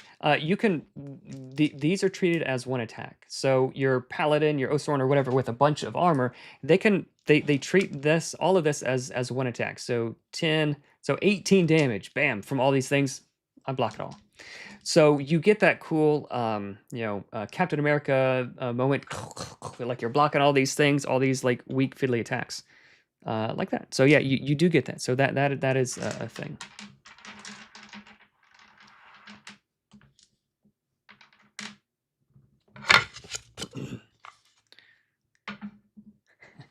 We said I use 4 to 6 monsters on most combat rather than using 7 to 8 minions. So you can include minions with minions with the regular monsters. You know, like if you have like 7 or 8, 4 or 5 monsters, include 2 or 3 minions.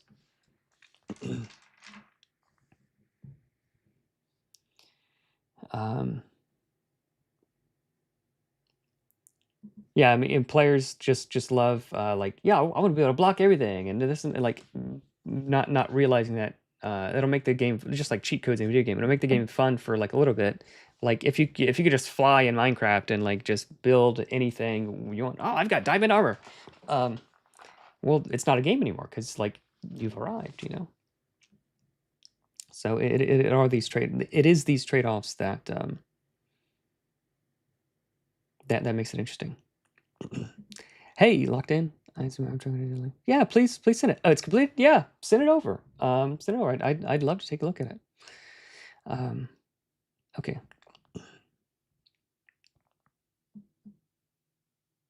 Yep. Okay. So maybe that will help defending a little bit. So there's a bit more nuance there. I think the current defending isn't perfect. It's not perfect like simulation. It's just not perfect. But I think it's better than the 5Es, like it all hits or all misses, and the other like damage reduction, where like both of these you don't get a choice. I prefer having a choice, but also like having a little bit of granularity of like using a shield or minions to have like more granularity to sort of spread that armor out. But just like fantasy wise, it does make sense to me that if you are blocking like everything's happening at once. Like this goblin isn't waiting his turn while this other goblin attacks. This goblin is attacking you, and he's doing his best not to stab you like in the armor. He's trying to get between the plates. But like you see this happening, and you can like move and arrange yourself or lift your shield or whatever to block that attack.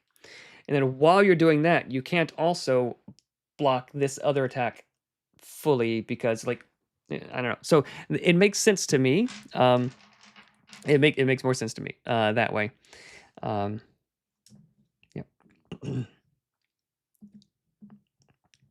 Feel free to keep responding. Don't let me discourage you. This is like very helpful to me. So yeah, it's not every game is for everybody. I'm okay with that. Is it possible to build a Shadowmancer going melee? Yeah, the Reaver Shadowmancer. Okay, let's keep going.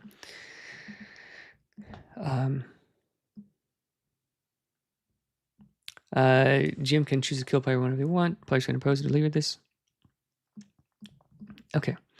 Defend says that a Doom's Christian, some damage may not be avoidable. If you don't, players become invulnerable to areas of effect. What? Go ahead and make it so that if an attack requires a saving throw, then armor. Okay.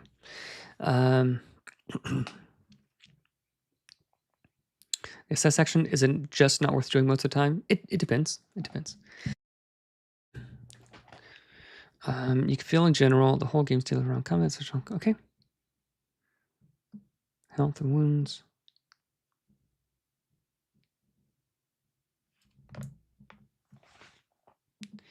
All the subclasses should scale with as you level up. The new grapple barbarian. So the berserker doesn't scale, like none of the classes scale with weapons really. The classes scale with their own abilities and their own stats. So the berserker gets more damage as their fury dice, their rage dice increase. So all of them are built with scaling in mind. I think it's been asked a few times. That was intentional. Monsters are usually interesting to fight. Even. Okay, cool.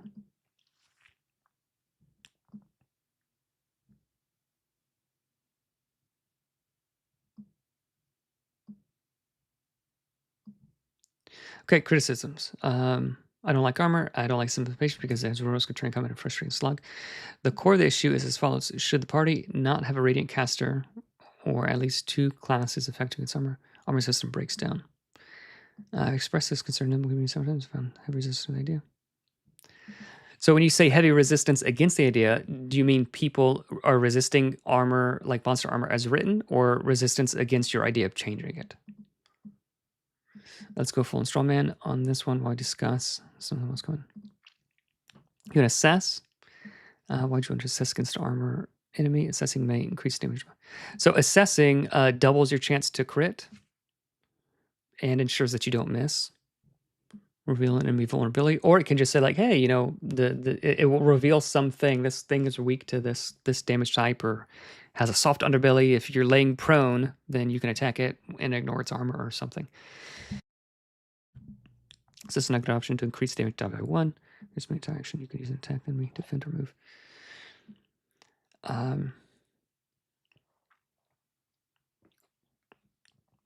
D6 larger. I mean, so for classes that really care about not missing, like the Oathsworn or the Berserker, assessing is way better than just attacking a second time, especially for the Oathsworn. Because if they miss their attack, then their judgment dice are wasted. But even if they roll a 2, like they're dealing like way more damage. So attacking once well is better for some classes. So not just damage vulnerabilities, but it could be like a story vulnerability or like something that like it's more than just like, oh, this guy this ice monster is weak to fire. It's more than that. It's intended to be like a story thing.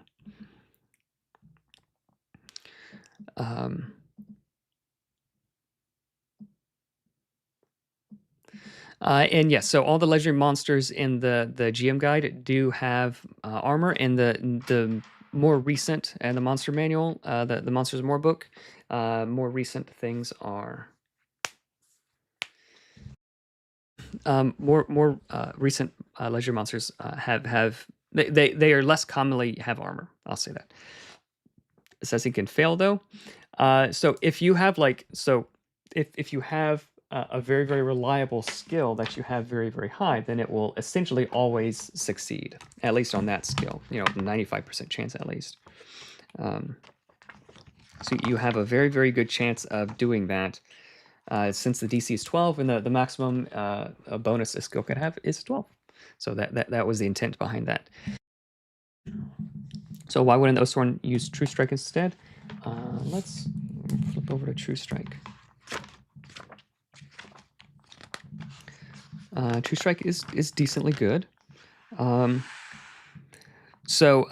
Strike gives advantage. So like rather than attacking for a 3rd time, you could just give yourself advantage on your next first attack. So you could definitely do that. But you could still roll 2 1s with True Strike. It's different. It's just different. that the math, certain abilities care more about one rather than the other.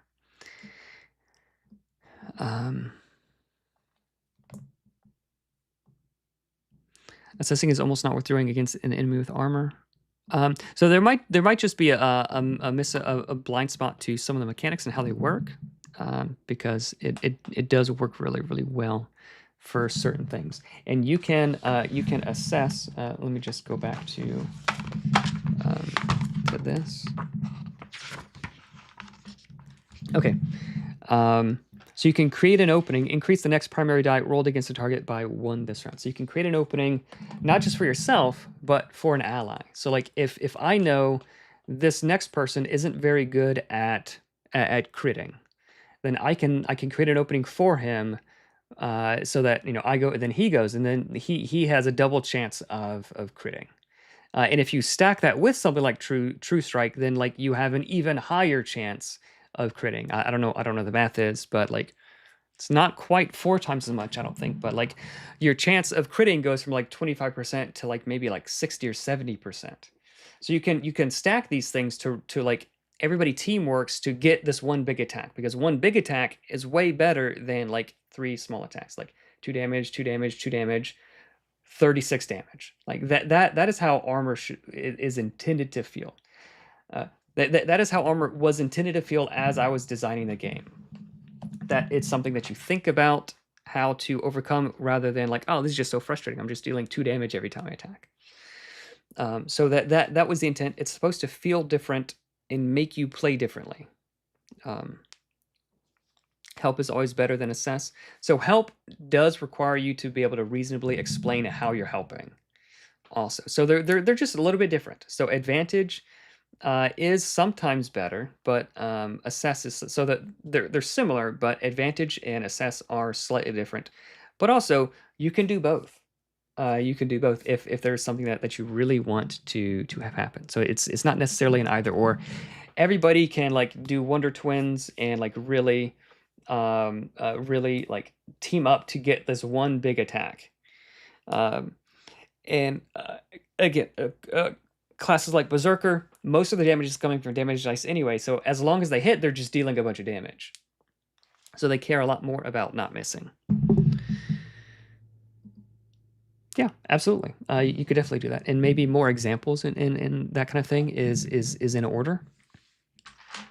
But yeah, you could definitely do that. Teamwork is a big deal. So it's not, increase your next roll by 1, it's increase the next roll by 1. Yeah. So that is, that is the fantasy, but what we're saying basically the same thing.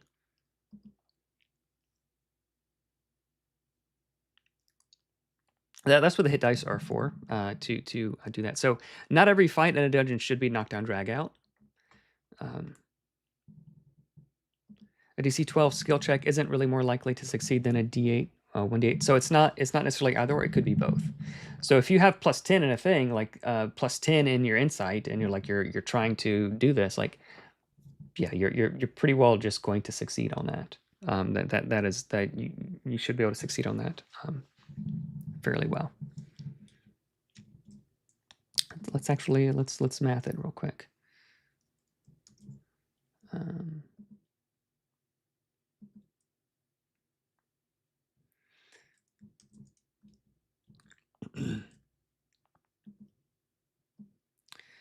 Okay, so D8 to at least 1 die equals 8.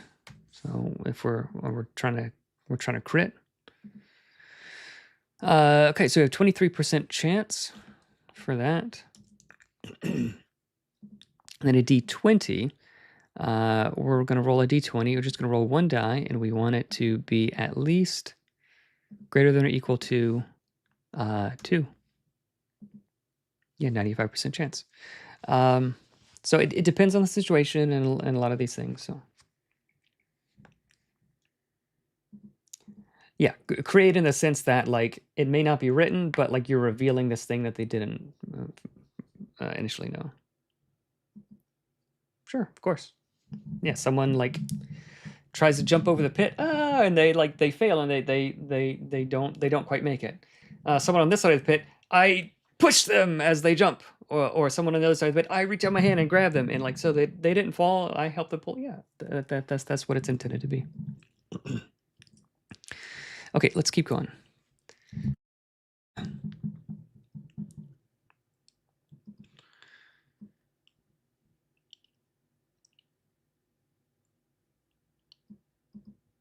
Yeah, so these numbers are tweaked just a bit, I think, in the recent things.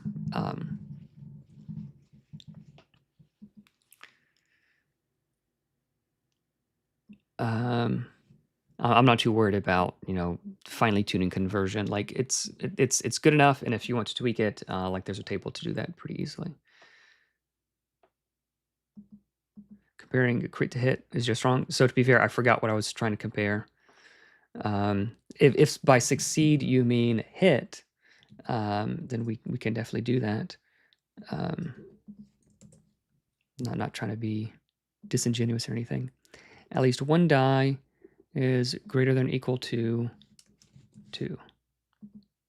Yeah, so 98%. So like rolling 2, so like rolling with advantage, is you have a like 98% chance versus the 95% chance. Okay.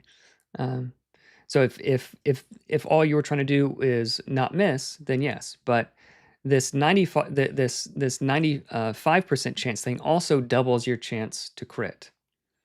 Whereas rolling this doesn't quite double your chance to crit. So there's that. And then if you have a plus 11, if you have plus 11, then you have a basically 95 year. So there's more nuance to it than this.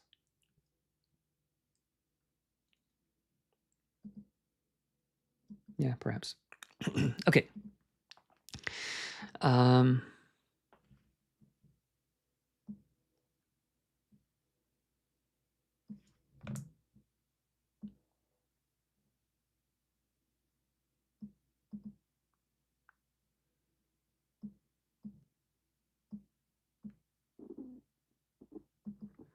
I think both are fine. Changing how you fight or changing who you fight. So if there are people you're better at fighting, then you can change who you fight. But if not, then you can change how you fight. Character creation only takes a few minutes, part because you only get a few options to choose from when you're creating a character. Mention that's one of them. People have trouble remembering an entire game, but they won't remember their cantrips.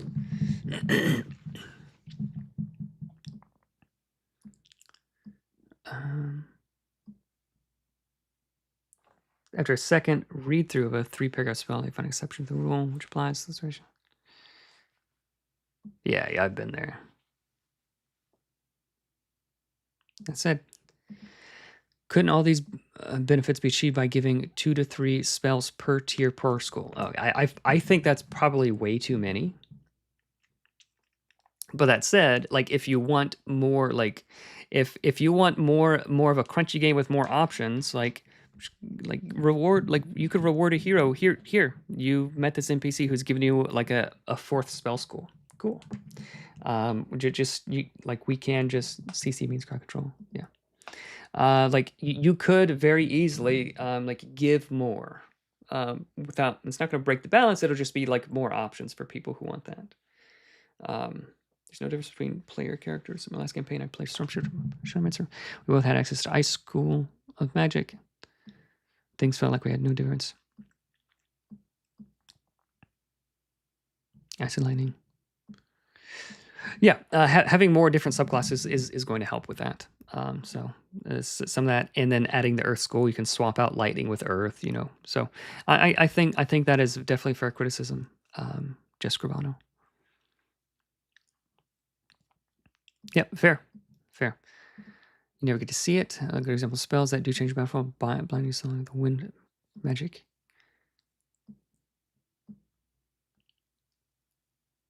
You learn them at such a glacial pace until level 6. You'll have 2 defense options to choose from, which are way too expensive. A damage cantrip, you lose a lot.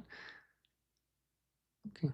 Magic rarely affects positioning related to the variety problem.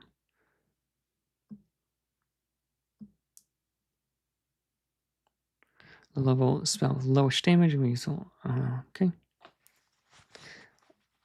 I mean, what about what about arc lightning? I mean, there's arc lightning. There's overload. There's razor wind. Like where like the positioning matters.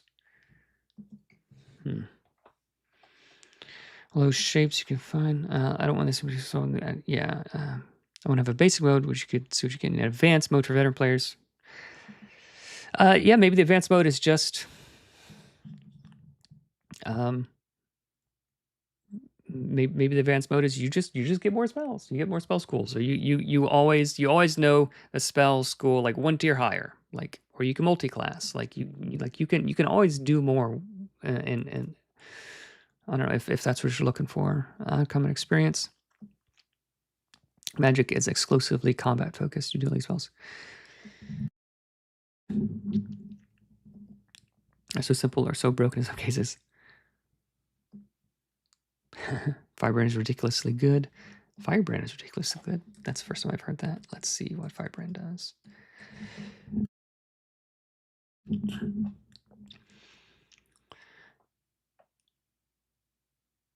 Firebrand is ridiculously good? That's interesting. That's cool.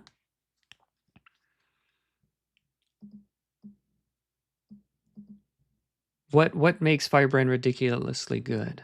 Where that this devoid magic became de facto. Yes. That is the case. Not having much utility of magic makes the players. Yes.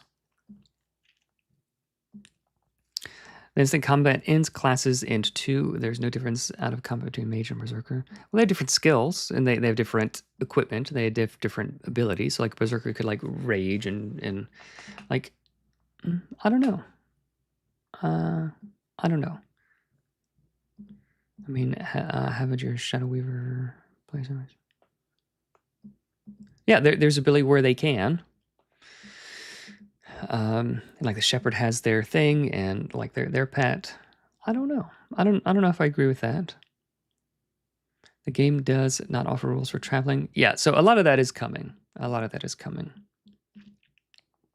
At the same time, I don't know if any of you have ever played like a role-playing game that has no combat. Like I've done a role-playing murder mystery before, and you have no abilities. Nobody has any abilities. There's not any rules for role-playing. You just get like a 3x5 card of like, here's your character, figure it out. So just, and Derek from Knights of the Last Call always makes fun of, the Fruitful Void, and like for good cause. But that said, like the role playing, like everybody is playing the role. So I don't know that a game needs, like, I wouldn't be able to resolve a combat without combat rules. But I could resolve a discussion without like discussion rules. Like, did this guy make a good argument or not? That said, would some framework or some rules help with that in certain circumstances? Yes. So I'm working on that.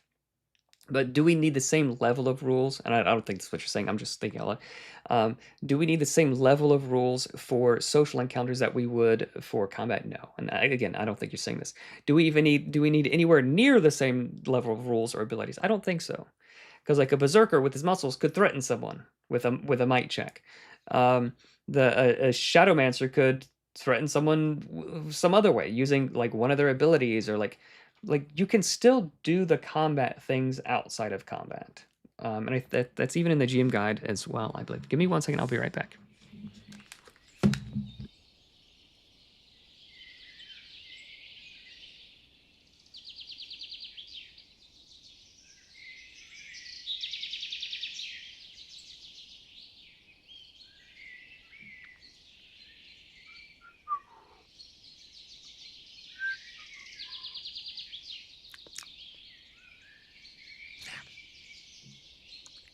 STABS. He's the one who likes us best.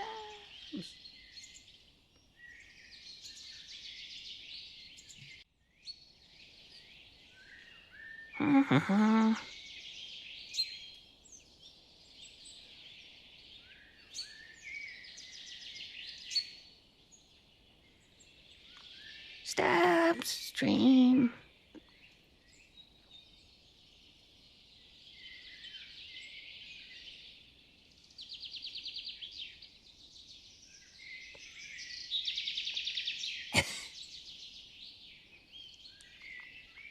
Got anything for me to stab?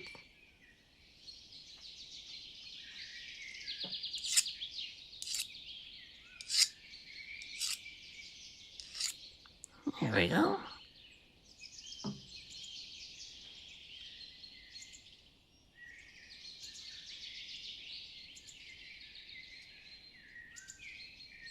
Sandwiches.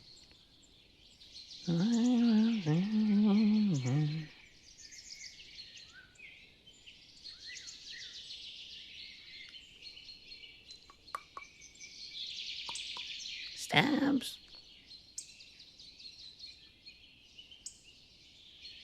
You're a cool guy. You're so tall compared to them all.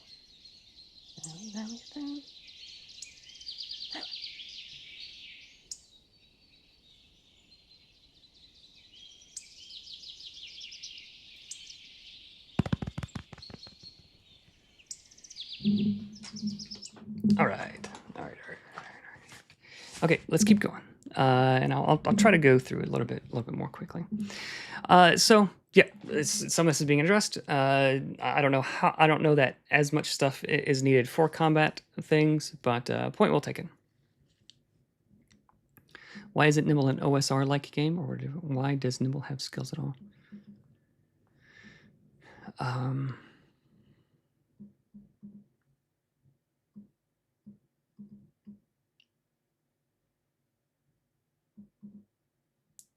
They literally cannot ask intelligent questions about an enemy and deduce information because.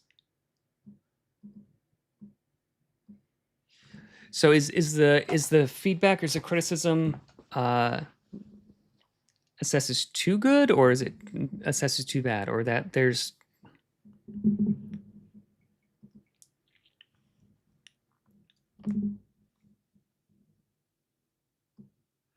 you'll find it. You will not find skills checks.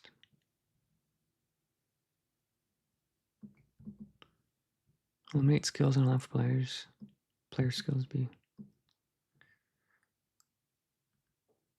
I mean, you could definitely GM that way. This might just be a GM preference thing. Oh wow. Well, that is very kind. Yeah, the Mothership Warden manual is very good. I've looked at that briefly. Yeah, Mothership is good. Monster design with the exception of a lack of vulnerabilities is inspired. That's cool.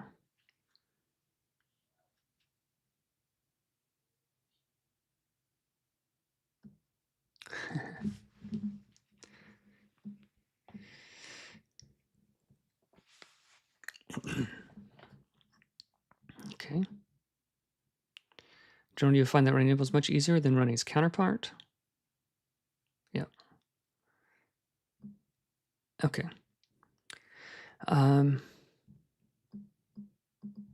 Cool. Jessica Urbano, thank you so much. Dorscopo, really appreciate the cool feedback. I think I've got some interesting things to think about from this. So very cool.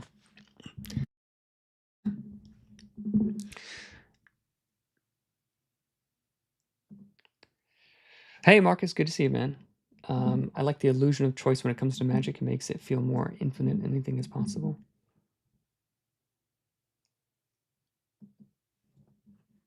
Yeah, like you could have like two of the same class, but have like completely different skills, and they feel very different. You know, you could have like a hunter that is like very wise and this and good with people. Or you can have the hunter that is like, you know, just earthy and not very persuasive. And I don't know, you can. It's just another cool way to distinguish things, and it brings up some interesting design space. It's also a burden to remember all the rules associated with every little type of role-playing encounter.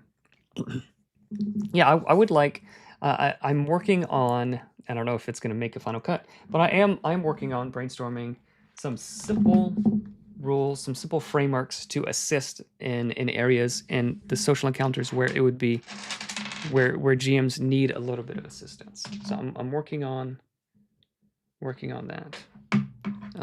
But yeah, I don't want something where it's gonna have to be like, oh, we're having a social encounter. Let me go get the social encounter book and figure out how to do this thing.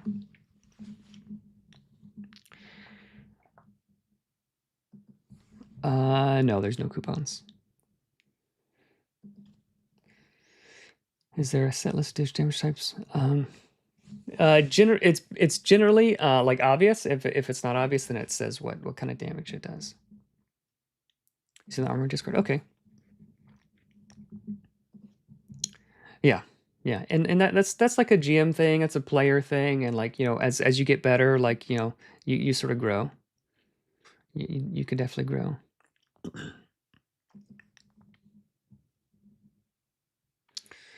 Yuki, yeah, I mean, like, run the math and try it out. If you're like a level 9 hero, you can definitely face 3 level 3 creatures. You can definitely do that, because you'll probably be able to take out one of them before their turns come around, and then it's like 1 on 2, and then like they'll do you some good damage, and you'll be able to take out another one. So like the math works out. The math works out. But not every encounter, and every encounter shouldn't. Not every encounter should be a knockdown drag out.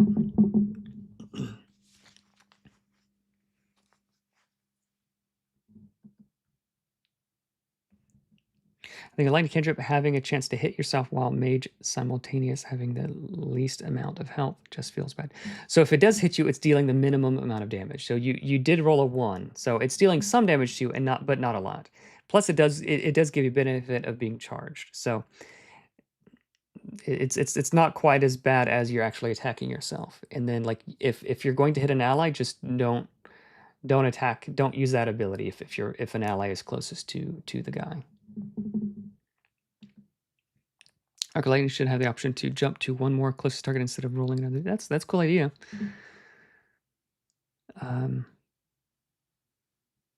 Hey, that's cool, CJ.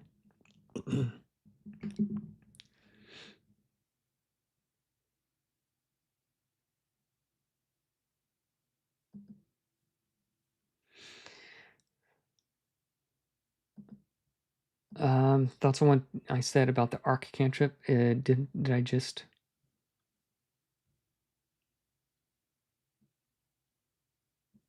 Yeah, okay, that was one I just read.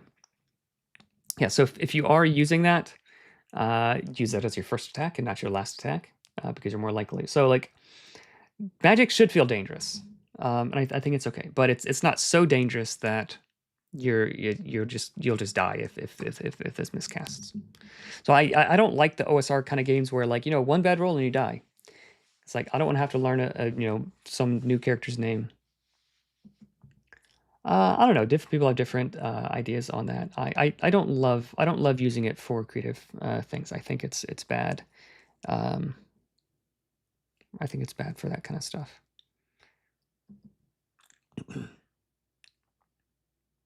Hey, Vast, good luck. Good luck. I hope it goes well for you. Yeah, hope it goes well. There's a foundry thing. So we're on the waiting list for alchemy. I don't have any information about Roll20. We do have a foundry module, and it's quite stellar from what I've heard. I don't think D&D Beyond would allow us on there.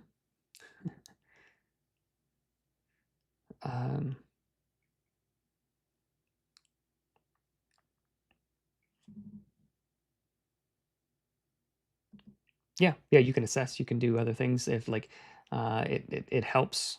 There's a lot of ways you can mitigate the damage. You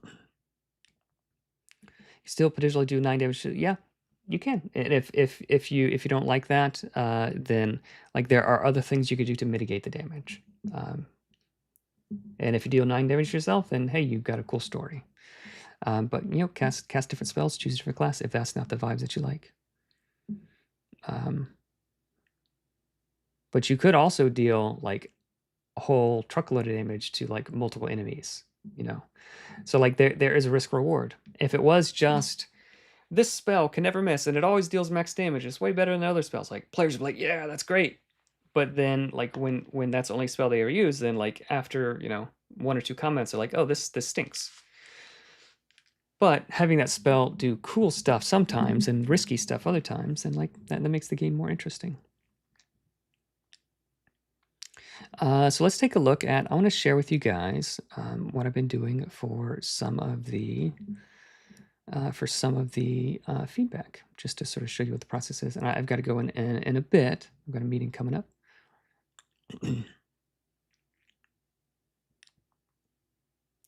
But yeah, let me show you some of the stuff. Where is it?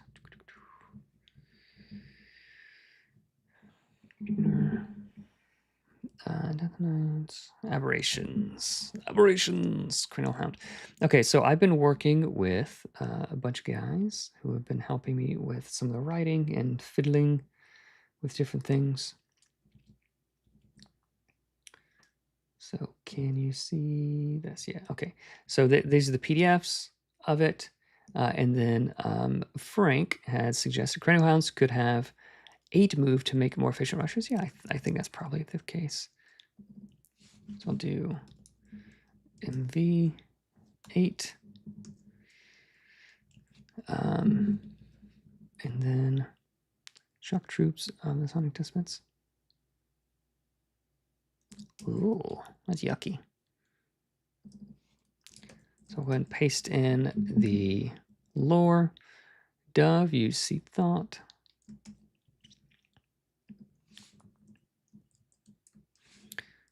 Paste that in. Cut this out. Okay, use Seed Thought to make heroes run away, then chase after them next turn. Okay. Seed Thought.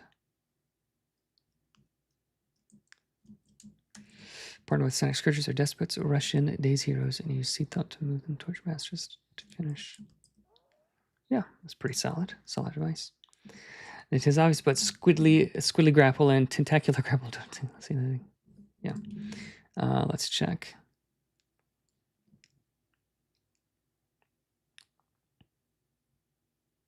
Okay, so I think squiddly grapple. So I do need a better name for this.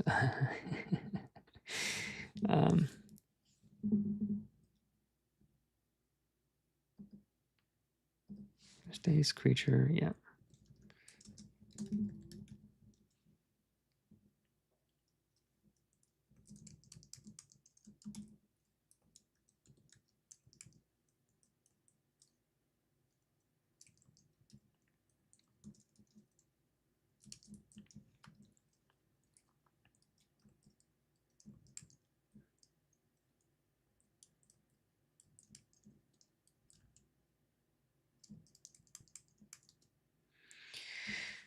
Okay, yeah, that should definitely say grapple.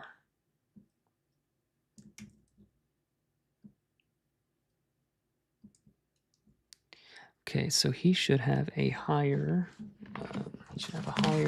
Whatchamacallit? DC 18.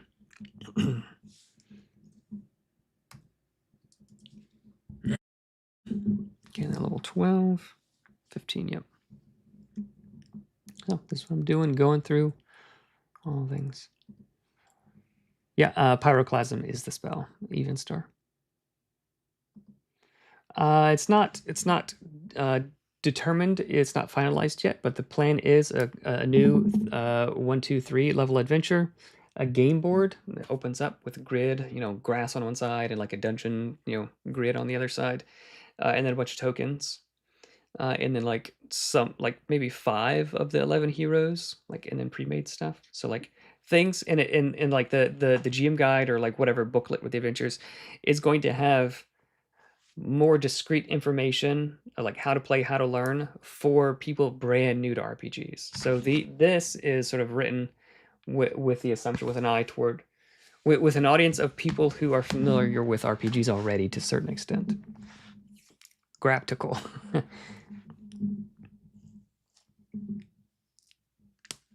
Yeah. Big thanks. Big thanks to everybody helping out. So there's going to be game board, a bunch of tokens, and like standees and things too, probably. And I don't know, a cool adventure, enough to get you started. It's a starter box. PF version of the starter thing, probably.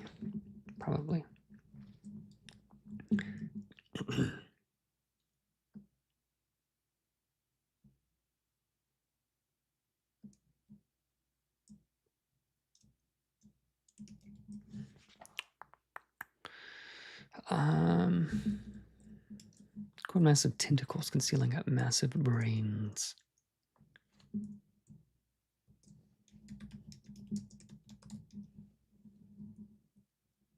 I don't love this. They're second in power. I don't like that.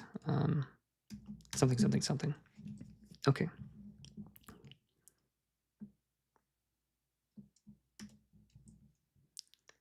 Okay. Okay, she was my 1/1 base using Psy Blast.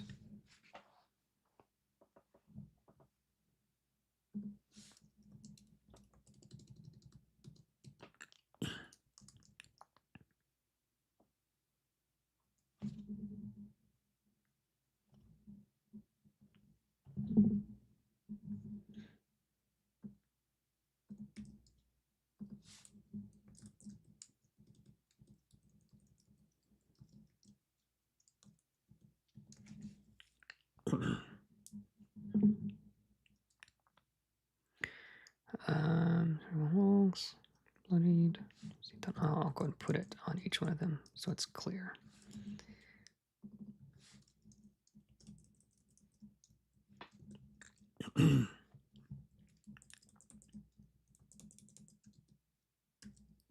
So some of the newer stat blocks that have only gone through their initial draft, they need like a little bit of work of renaming things. And I'll just mark these as, this is something that I saw Kelsey Dion do once. I was like, oh yeah, that's a good idea. So you can like search for like XX throughout the string just to make sure there's no more filler text. So that was a good idea. I haven't seen many of her streams, or any really. I think just one, just that one where I saw her do that. I thought, oh, that's clever.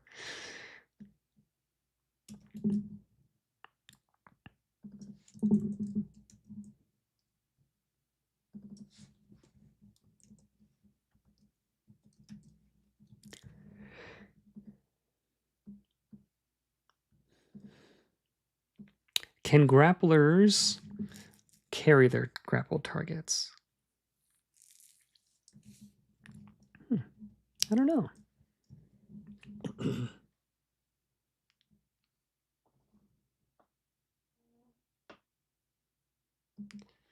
Yeah, you could definitely do that. There's a bunch of feats, boons are what they call it in the GM guide. So like you can always, like, you can pick 2 backgrounds, you could pick 2 this, like you can always add more things to it. So any of the major boons or minor boons, you can treat those as feats. Yep, there you go. I should just let Edward handle that. Thanks, Edward.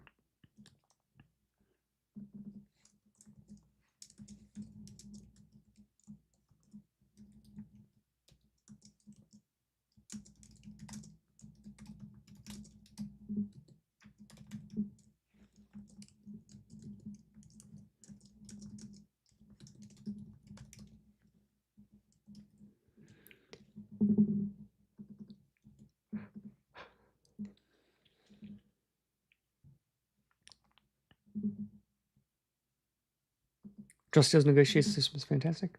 Yeah, I've flipped through it briefly. It's a little bit too wordy for my tastes, but it seems cool. Seems like it's got some cool ideas there. I think I would prefer something a bit simpler, a bit more streamlined. But yeah, I've heard good things about it.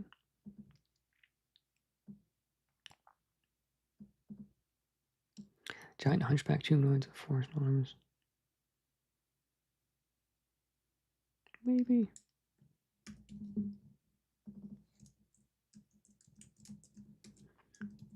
Okay.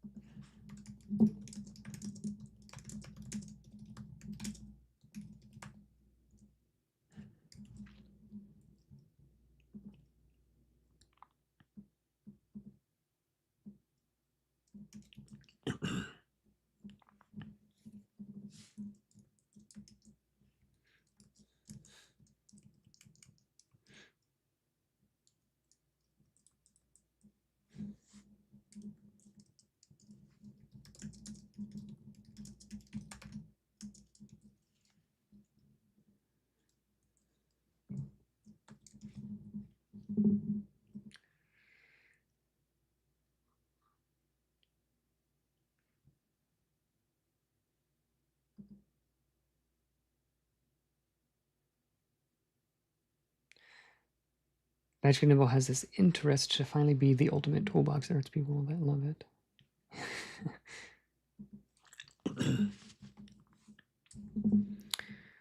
All right, let's keep going. All right, I got a few more minutes, and then I gotta head out. If you guys have any more questions or anything, let me know. Otherwise, I'll just gonna keep doing some layout stuff.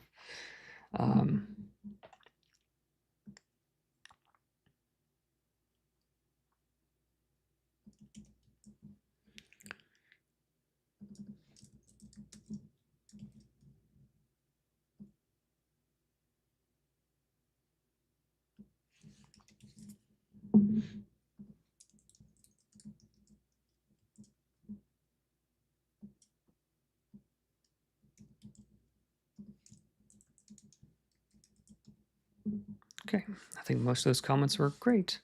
Some of them we had to tweak. Most of those were great. Okay, thank you so much, Frank. Operations, traps, and hazards. Ooh, suspension vat. Ooh, I like these ideas. Dampening bell. Ooh. Interesting. Interesting. Okay. So like so far, like every one of these pages has started off like sort of this sized, and then like gotten bigger and bigger. Like, oh, I can't fit it all on one page. We'll make the art smaller just to squeeze it in. I'm a little bit sad about that, but more content is good.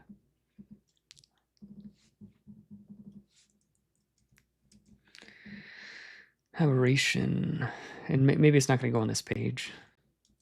I think probably it won't go on this page, actually. Let's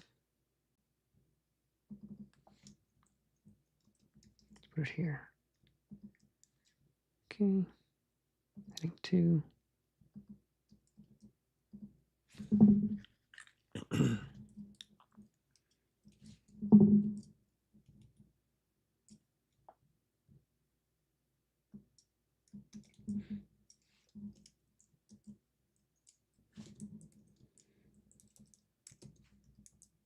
Just a lot of formatting.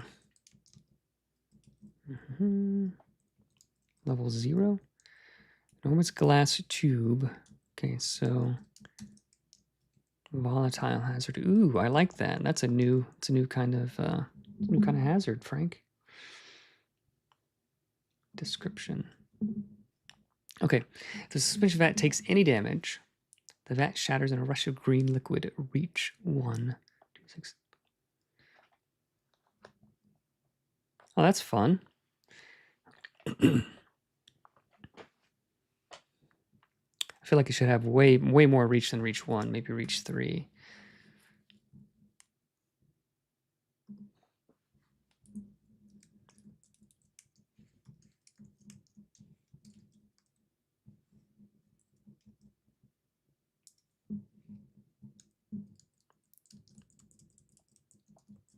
Okay.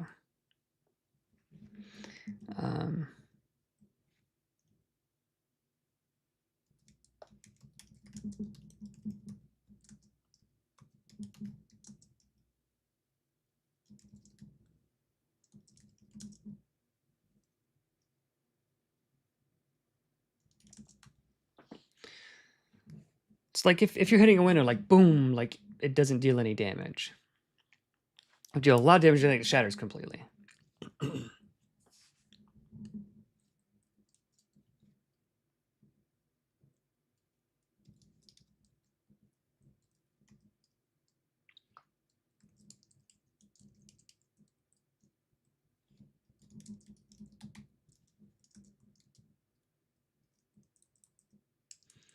Reach 3. So if it's actually dealing damage and stuff, then it shouldn't be level 0. There's no, it should be level 1.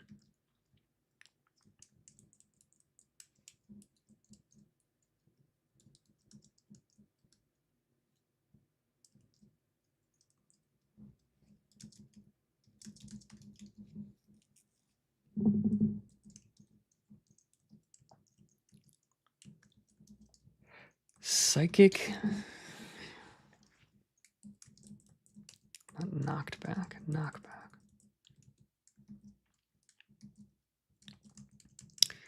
I don't know about the psychic abilities, and I think that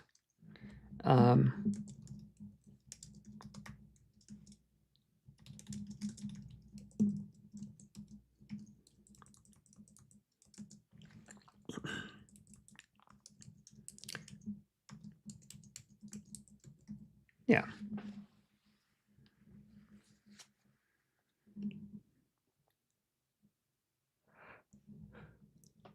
I think that's pretty cool. They're not resistant to fire, but only fire and like a crit or radiant damage can kill them when they're at 0. Yeah, that's okay. Enemies can use it against you too. I like traps and hazards being something that either side can use to their advantage. Oh yeah, that was a good thing. Did everybody? If you guys, I think this is actually something that is important enough to where it could move the needle for Nimble. If you guys could vote, I'm gonna go and put it here. Vote in Bob World Builders thing if you haven't already. I think I'm gonna paste it in chat here. If you guys haven't already voted there, I think that'd be super duper duper helpful. Because like popular games become more popular, and unfortunately that's just sort of how it is, for good or bad. But if you guys could vote there, I think that would be very helpful. I'd appreciate that. Song Weaver's fun, yeah. All right, hey Dion, take care. The goal was that destroying it hurt the squiddly dudes. Oh, I see. Yeah, that's kind of cool. That's kind of cool. That would make it more than just like that. That would make it an aberration, trap, and hazard, rather than not. Okay, so if we're doing that, it should ignore damage less than 10.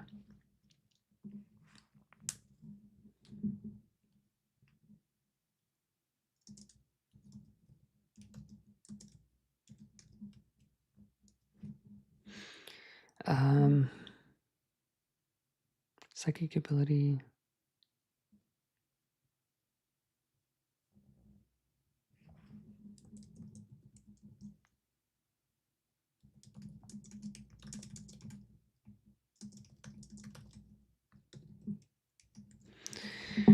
I don't know. Do I like that?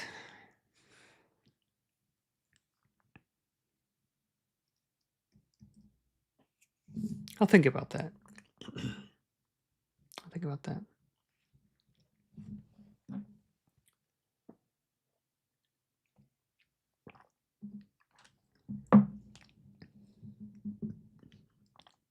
Okay. Let's keep going. Okay, so for all of the feedback, level is lowercase, no parentheses, and it appears first in the thing. So I can do this, then this, and then the description goes at the bottom, like this, and then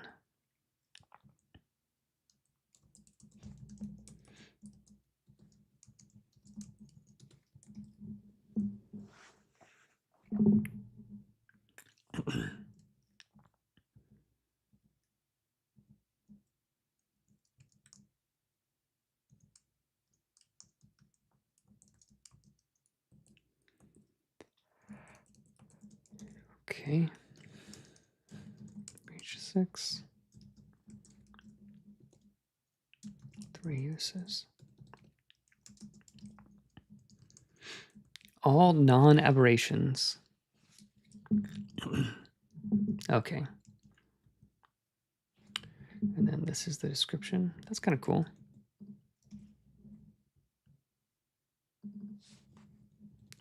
So I might change to this non-aberrations are dazed. I would probably phrase it that way.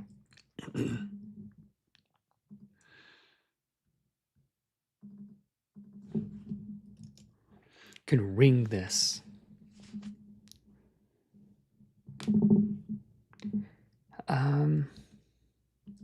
Is that good? Is that interesting? I don't know if that's good or interesting.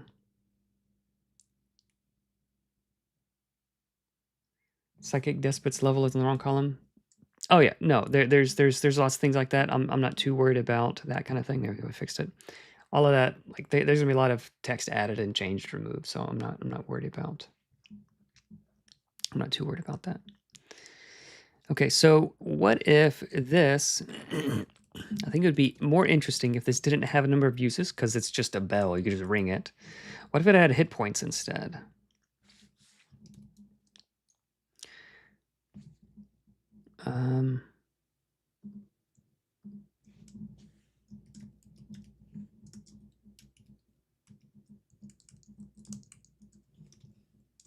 Reduce all damage by 10. And what if this one had like 10 hit points? It had that same ability. So like, you guys got to destroy this or they're going to keep ringing the bell.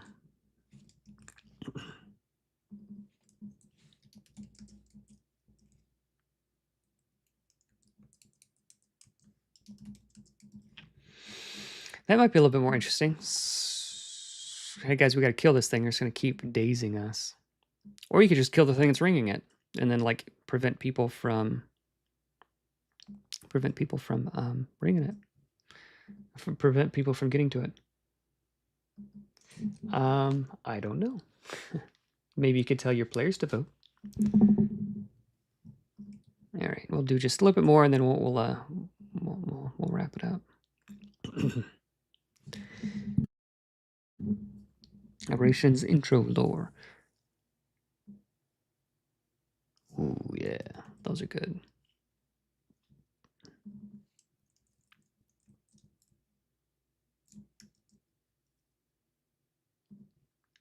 Do not struggle.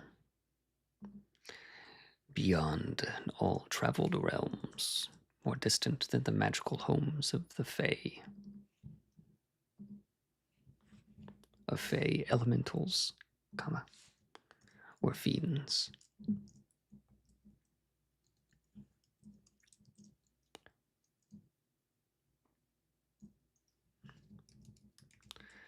Beyond, even beyond.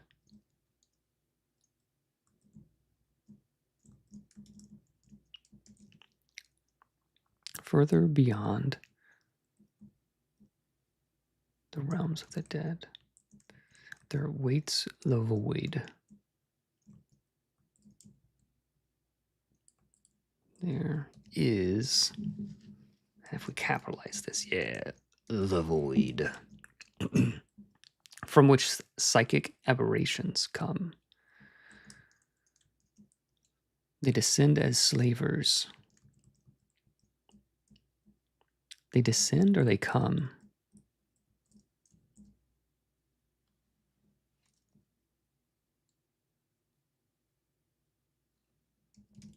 They dwell. There's the void, in which the psychic aberrations dwell. They descend as slavers, returning prisoners to their distant world.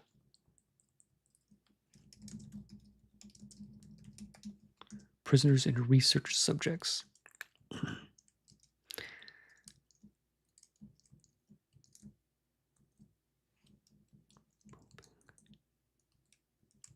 Probing, dissecting, and consuming their victims' minds.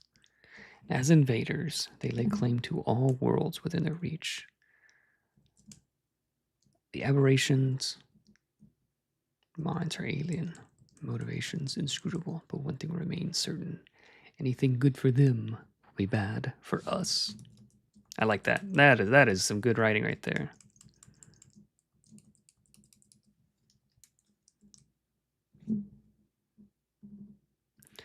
Do not struggle.